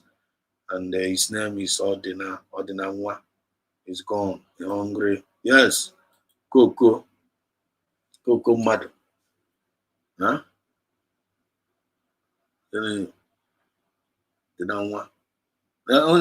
Is what they see candidates, my sister. All back on. I'm not going to yourself. I see you. You're welcome. So, more power to your elbows. Friend said us. Thank you, my brother. And there we go. Thank you for your kind word. I really appreciate you. So let's continue the update. I'm running up the update. Now will be rounding up. So we, the Biafrans, will not see all your external forces to succeed. That is a promise now. The conclusion of the whole matter. We, the Biafrans, will not see all you external forces to succeed. We must defend our land. So, Biafra, as united we stand, divided we fall. Our to defend our land, all our duty. Our duty in the Finland, our duty in the America, our duty in the Fulani. Now we go by our hand, by ourselves, defend our land. So fundraising actually be done very, very soon. Maybe in the next 10 minutes, the fundraising will not keep up because I forgot the notification. The next 10 minutes, fundraising will get up here also. So like when the last update is not there now. Actually, we're now before March quarter. Last update for today.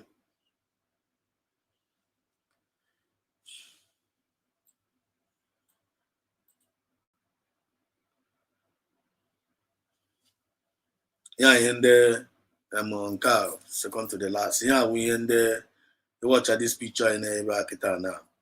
Yeah, we in the I talk you I can interpret this picture. More I can interpret. When performing with think more actually with it.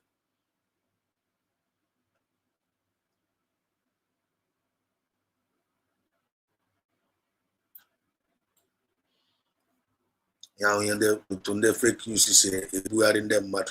But when I'm Biafra, I got a victim. Now for to go Kabia, but he said now. United States of Biafra on mission in Sweden. United States of Biafra mission in Sweden. Update, I like it. Update when I saw it. This is a very, very sweet update. We are making progress. So Biafrans celebrate. We are making progress. Ndiro self no na akọgharị ọnụ nwanne ụmụ Biafran government na-agbapụ ọsọ. So announcement from the Department of the State of Foreign Affairs. The United States of Biafra mission has been established in the Kingdom of Sweden. The United States of Biafra mission has been established in the Kingdom of Sweden. This step reflects the tireless efforts of the mission team in the propagating the awareness of our new nation, engaging in diplomatic outreach and providing a comprehensive information about the current situation in the territories of the independent state of Biafra to the people of Sweden through the cooperation of Biafrans domiciled in Sweden.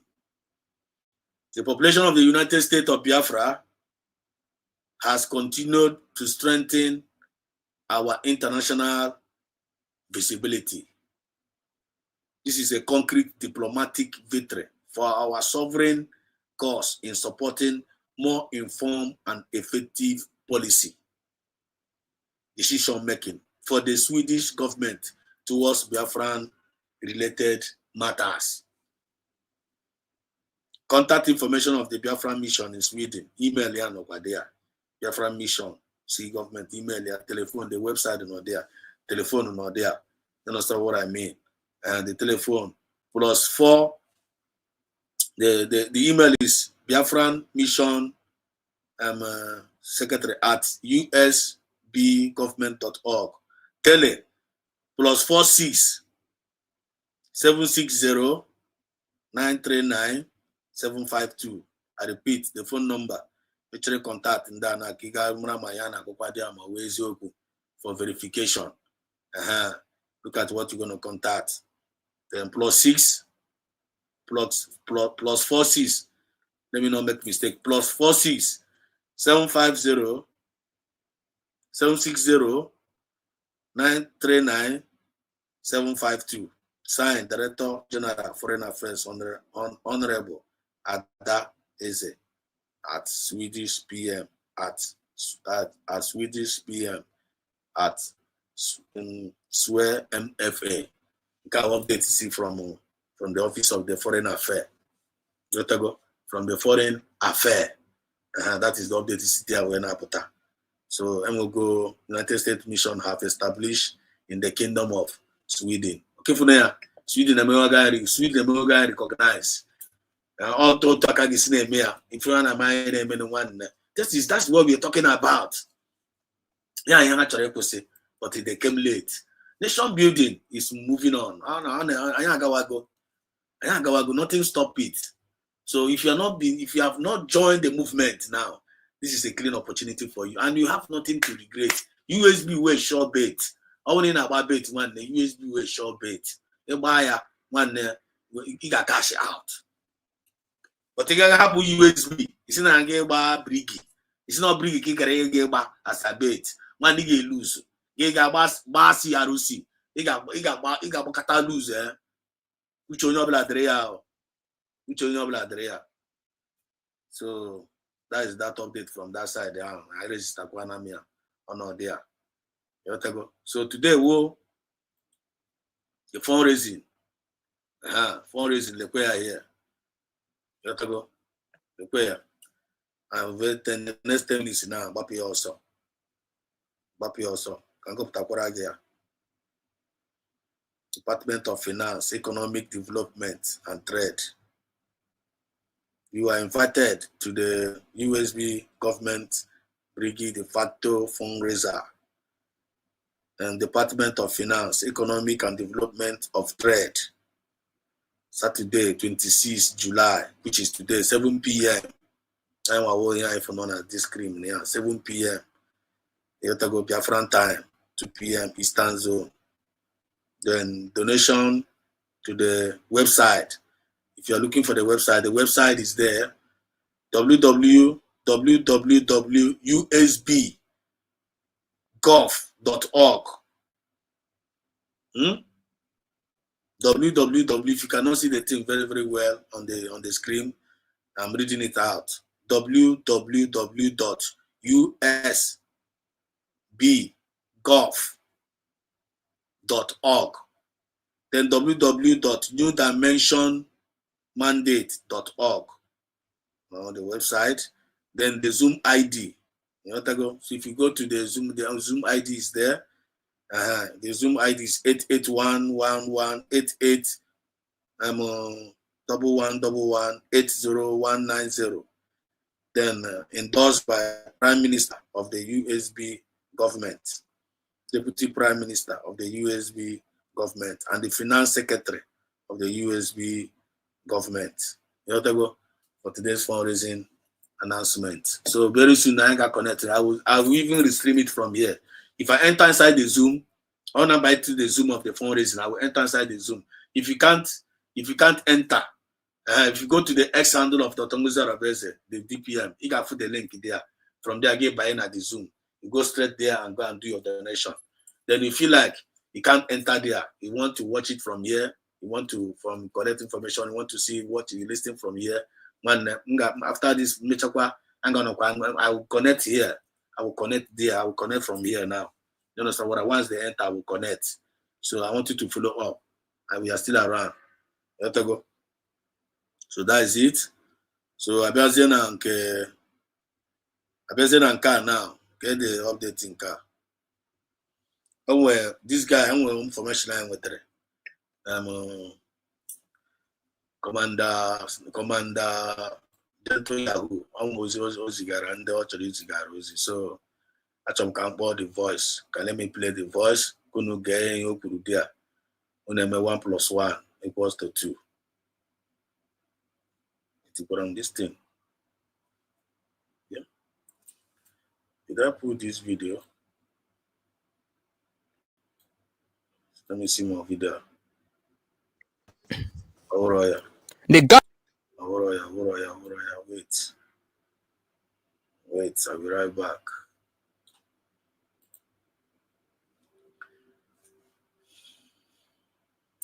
I'll be right back. Couldn't go to the message. I'll be right back. Without fear before our enemies, we have sworn an oath to restore Biafra, or we die in the process. There will be no retreat and no surrender. If the option they give to us is to seek our restoration by violence, every living thing living in the zoo will be destroyed. All the animals will be destroyed. It's a promise and a pledge we are making to them. They must understand that we just don't love our country. We are fanatical about Biafra.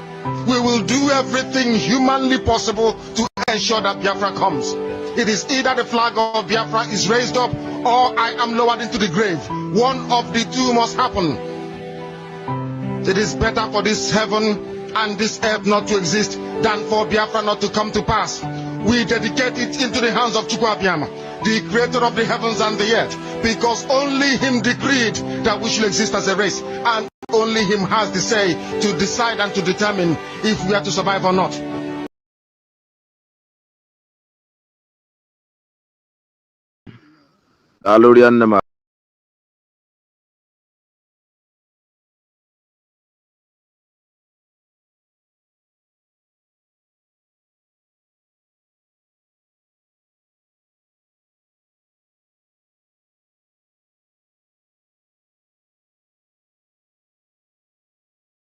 Papa Malaki where this my voice. Chorum way by him voice. I make a voice. I wrote him as a cosman on say.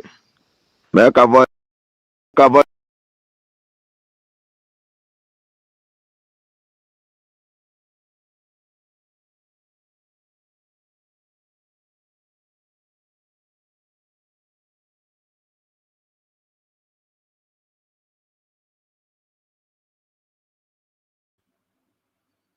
Say what to go me, I'm back now. This update I'm not checking now. Yeah? This update I'm not checking now. With the voice of Commander Gentle Yahoo. On those Rosie. Actually, can play here.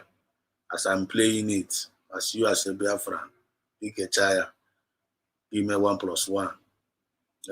Give me 1 + 1. Other 2. Just listen to the voice. And then, where is your mind again? Just say the matter. I don't know when any message job him start from there.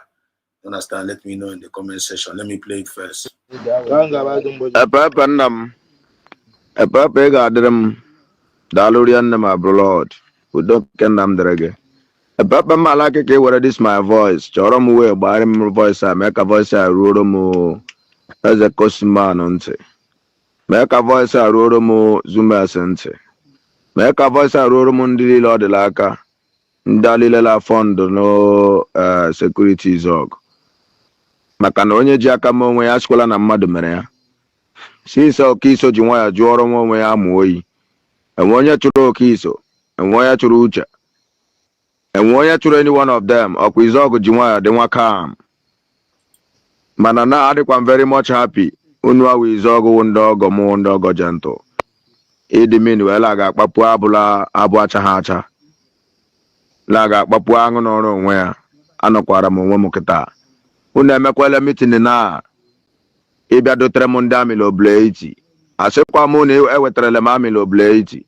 wetakwa na amị n'obleti kama ọwa ike dịkwa unu kechikwe na akwali ume kechikwe na ike na nke ikpeazụ a na nke ikpeazụ a onye ọla kechikwe akwa ya ike onye ebekwele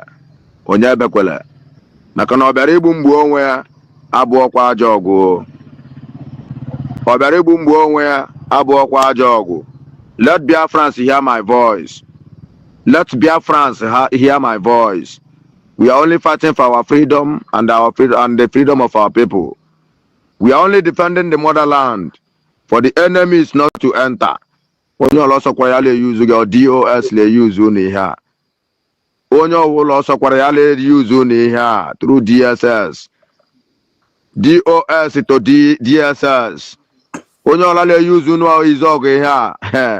Hey, jụkwa na-ese ọgụ a Britain lụrụ ha alụnwụ gị. Ọgụ a France lụrụ ha alụnwụ gị.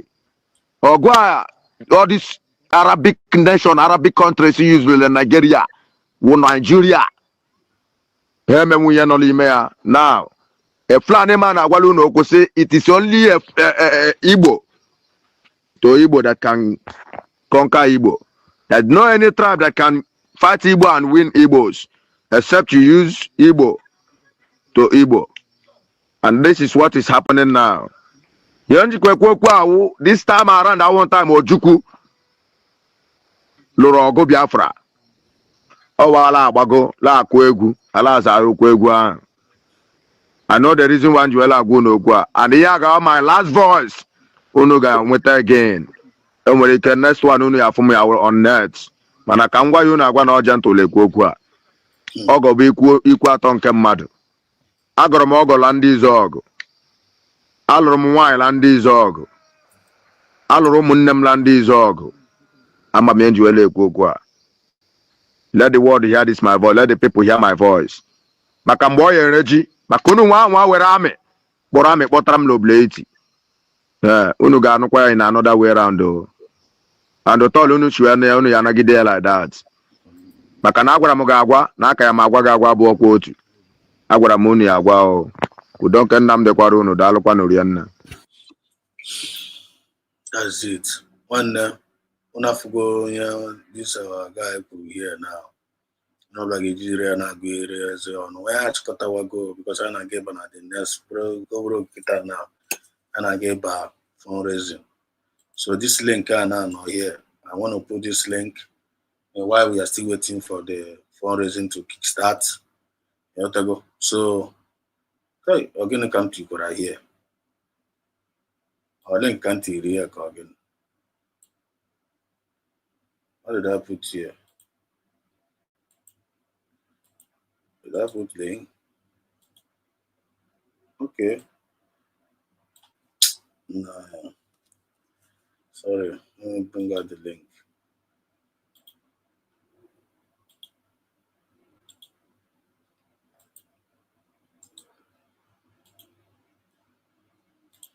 So this is the link. If you feel like you want to add up something from the one that we have already discussed this morning, the one we have already discussed now, nation building, matters arising, as we're moving and progressing, we have given an update of the response of the DPM to our people, to the world, and to the Nigerian government for them to take away their soldiers and all their nonsense forces out of our land. But instead, they went and murdered more of our people, and she have responded. We talked about one. We talked about what is happening in Anambra State. Anambra Soludo, the men that he provided us on the Udogachi. The men, they are now doing another job, kidnapping people and removing people's money forcefully. And at the same time, I'm intimidating you. So if you want to talk about it, you talk about that. And also we talked about the update of Sweden, you know. Our people have created awareness in Sweden and it's ongoing. You understand? We talked about the fundraising of Aludo on the 8th of August. We talked about the voice of Gentle Yahoo. You understand? So, and we talked about what's it called? We played Mazanikalo voice here from the beginning. We talked about the condition of PM in Finland, and we sent a message to the Finland government. So this thing I never here now. Anyone normally feel like you want to chip in something. You understand? And please, I want you to click the link and then jump in and say 1 or 2 things before the fundraising video. So you're highly welcome. While I play this jingle again. This Mazanani Carlo jingle, the very, very important. So if you join in, any country can do anything for us. We are going to reaffirm our faith in the supremacy of the creator of the heavens and the earth, upon to whom and in whom every glory and honor belongs to. That's why we worship him and nothing else and no other. We worship the one true living God. That is who we worship. That is why we were created. We are not like any other people. We have been chosen by Chukwu Abiyama to serve him. We have been chosen by the creator of the heavens and the earth that we may serve him. That is why in our names it contains every praise imaginable. Every praise imaginable to the Most High is contained within our names because we are very special people. We are here to reaffirm and reiterate that. We are here to ensure that this very march towards our freedom cannot be hindered. Any obstacle on our way, real or imagined, man or woman, adult or child, anything it is, once you are an impediment to the restoration of the sovereignty of Biafra, you will be destroyed completely and totally, in every way imaginable. We do not forgive. There is no forgiveness in our dictionary. We are here to ensure that the death of 3.5 million people is not forgotten. It is to them that I owe every ounce of loyalty and obligation. They are not here to offer any advice or to ask us to forgive Gowon. They are not here to ask us to forgive Haruna. They are not here to ask us to forgive the Yoruba people and the Wolowo family. The reason why we exist is to ensure that their memory, that they can never ever be forgotten, that their memory will linger on forever, that as long as man walks this earth, this world will remember the 3.5 million people that they killed, men and women that did nothing, children that were innocent. Their only crime is to be blessed by God. That is the only crime they have committed. As those children were being slaughtered, as they were being stabbed to death by a very wicked and cruel world, spearheaded by a Wolowo, everybody looked on and did nothing. Instead of them to help us, they ensured that our absolute blockade from land, air, and sea was absolute, that we may die, that the children of God may die. But lo and behold, Chukwu Abiyama determined that we cannot die, that we cannot perish, because we are his own. Despite all our iniquities, despite all our sins, he made us in his image. He gave us that very edict to worship him, and that is what we do every blessed day on this radio station, without fail and without the fear of any human being. Toughness of an animal in the zoo. We are here to worship Chukwu Abiyama. Yes, indeed. Got a message, right? Okay. This thing again, Arwa Suludo Naruna, Anambra State, that is very, very important. Very, very important. Let me play this thing again.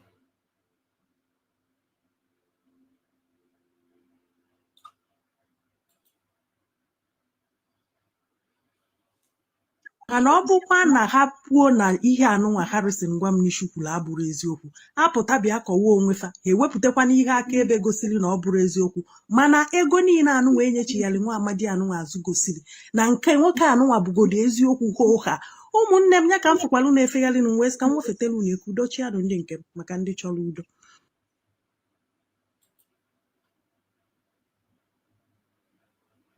This video that he made, they released him. They told him that he should not report this to anybody. All right. Somehow the man got across to me, and I invited him to Asaba. He came to meet me, and they will follow up the matter. All right. I'm not against vigilante. In fact, I promote security. Come to Delta State, people will tell you that Harrison promotes security. All right. So anything that will protect lives and property, I'm involved. All right. But when the evil you are doing is overshadowing the good you are doing, it means that you need to stop. You need to stop. All right. The government of Anambra State, Professor Charles Soludo, should see how to regulate, monitor the excesses of these people.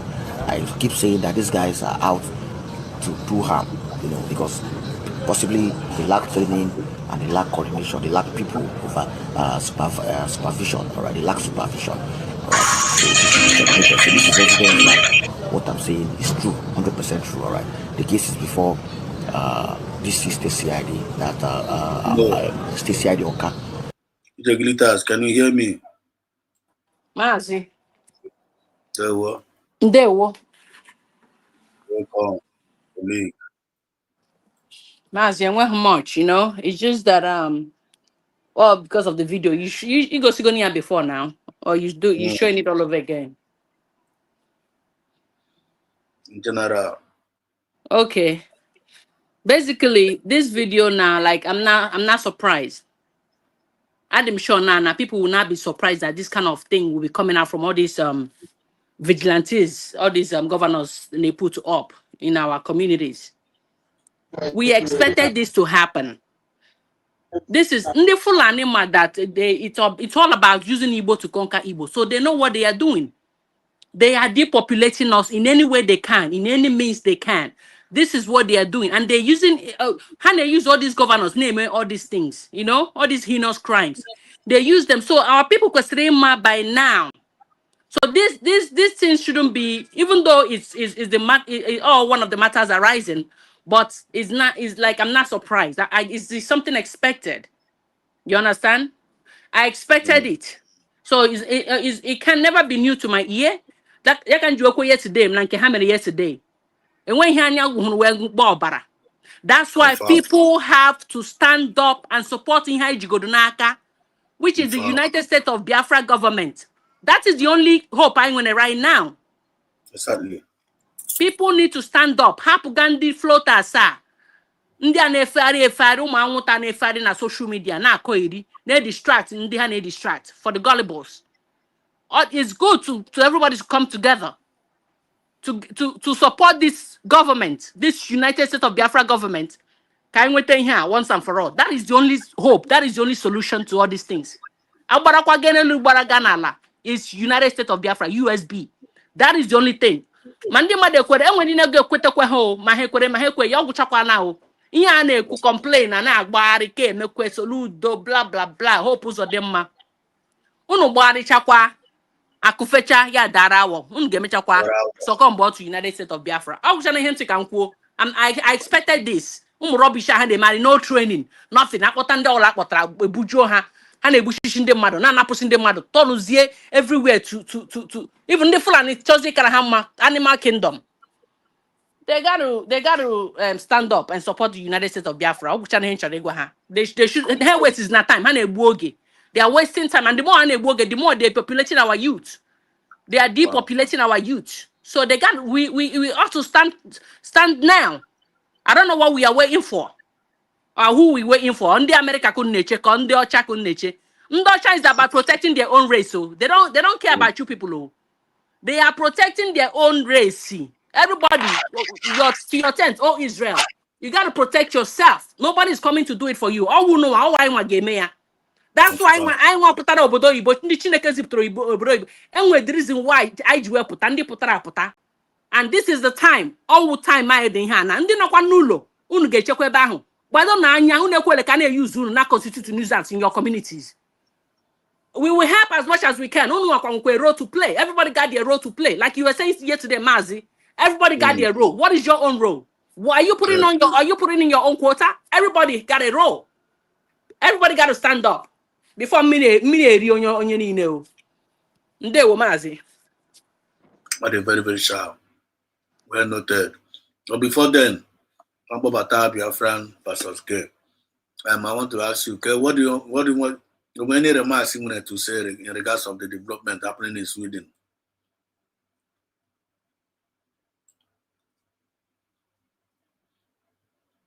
You know, hello, you there, Mazi? Yeah. You man ask Nelly and Wite, ya banyoku. Ndị nọ na-efari na-aga ese na constitutuary nuisance gwara ha Biafra na-efari na-aga ya Washington DC na-esegharị foto na-ezuzugharị na-ewesi time ndị mmadụ na-distract the gullibles. Meanwhile, Madam DPM, the cabinet of United States of Biafra government is busy going around the whole world making things matters, discussing matters to stabilize ourselves, to stabilize our government. So it's new improvements. All kun I say, like, Okay, I forgot my idiom.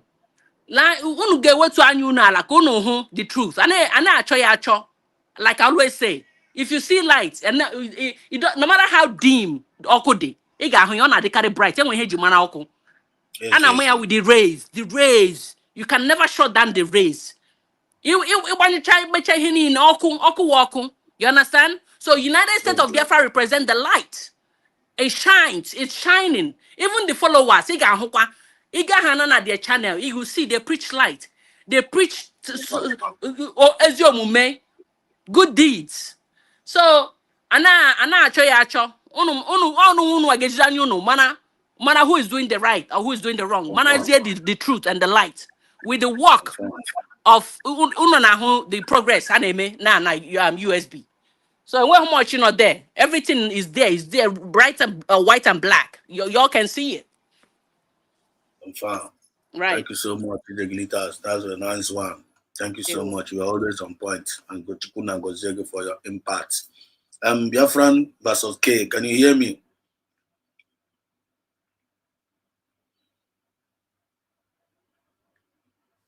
Biafran versus K. Can you hear me?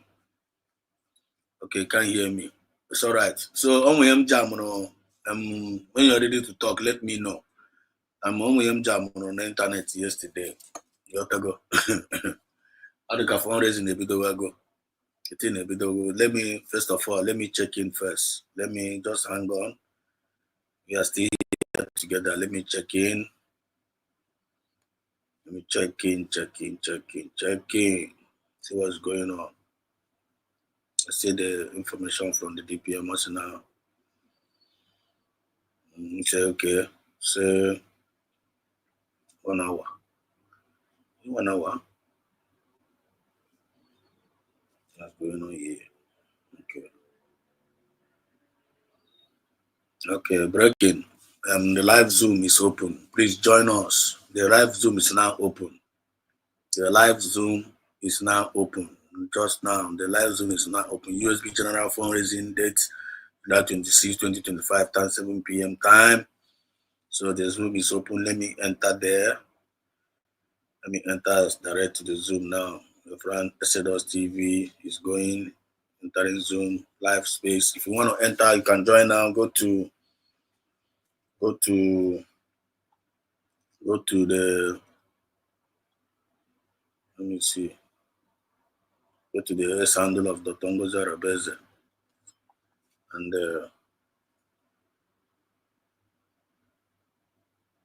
what's going on here?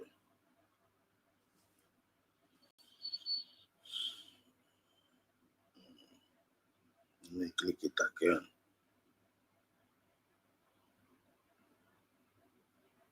Okay. See? Okay. YouTube.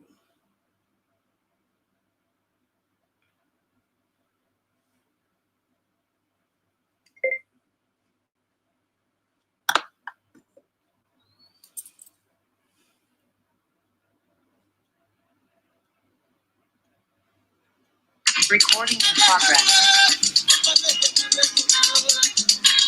We are now live and direct. Live and direct in the fundraising. So if you can connect, go to the X handle of Dr. Ngozi Arabeze, X handle, Deputy Prime Minister. You can see the link there. You click the link, you enter direct the Zoom, fundraising Zoom. But if you feel like you can't enter there. I'm now streaming it live. You understand what I mean? I'm not streaming it live, so I'll come. How the camera off? Wait. Someone a suggestion or come end all this program now, then base the fundraising streaming. What do you think? Come on, happier like this. EJ, no there. Mazi. How much do you this thing base on the fundraising now? Yes, Like because all important. Yes. Guy by fundraising. Yes. Okay. All right. I'm Biafra versus K. You want to say something? They're from VK. Are you still there? You're inside the room. You're not hearing. So I'm getting car now. We do another 3 months. Abi. I want to go.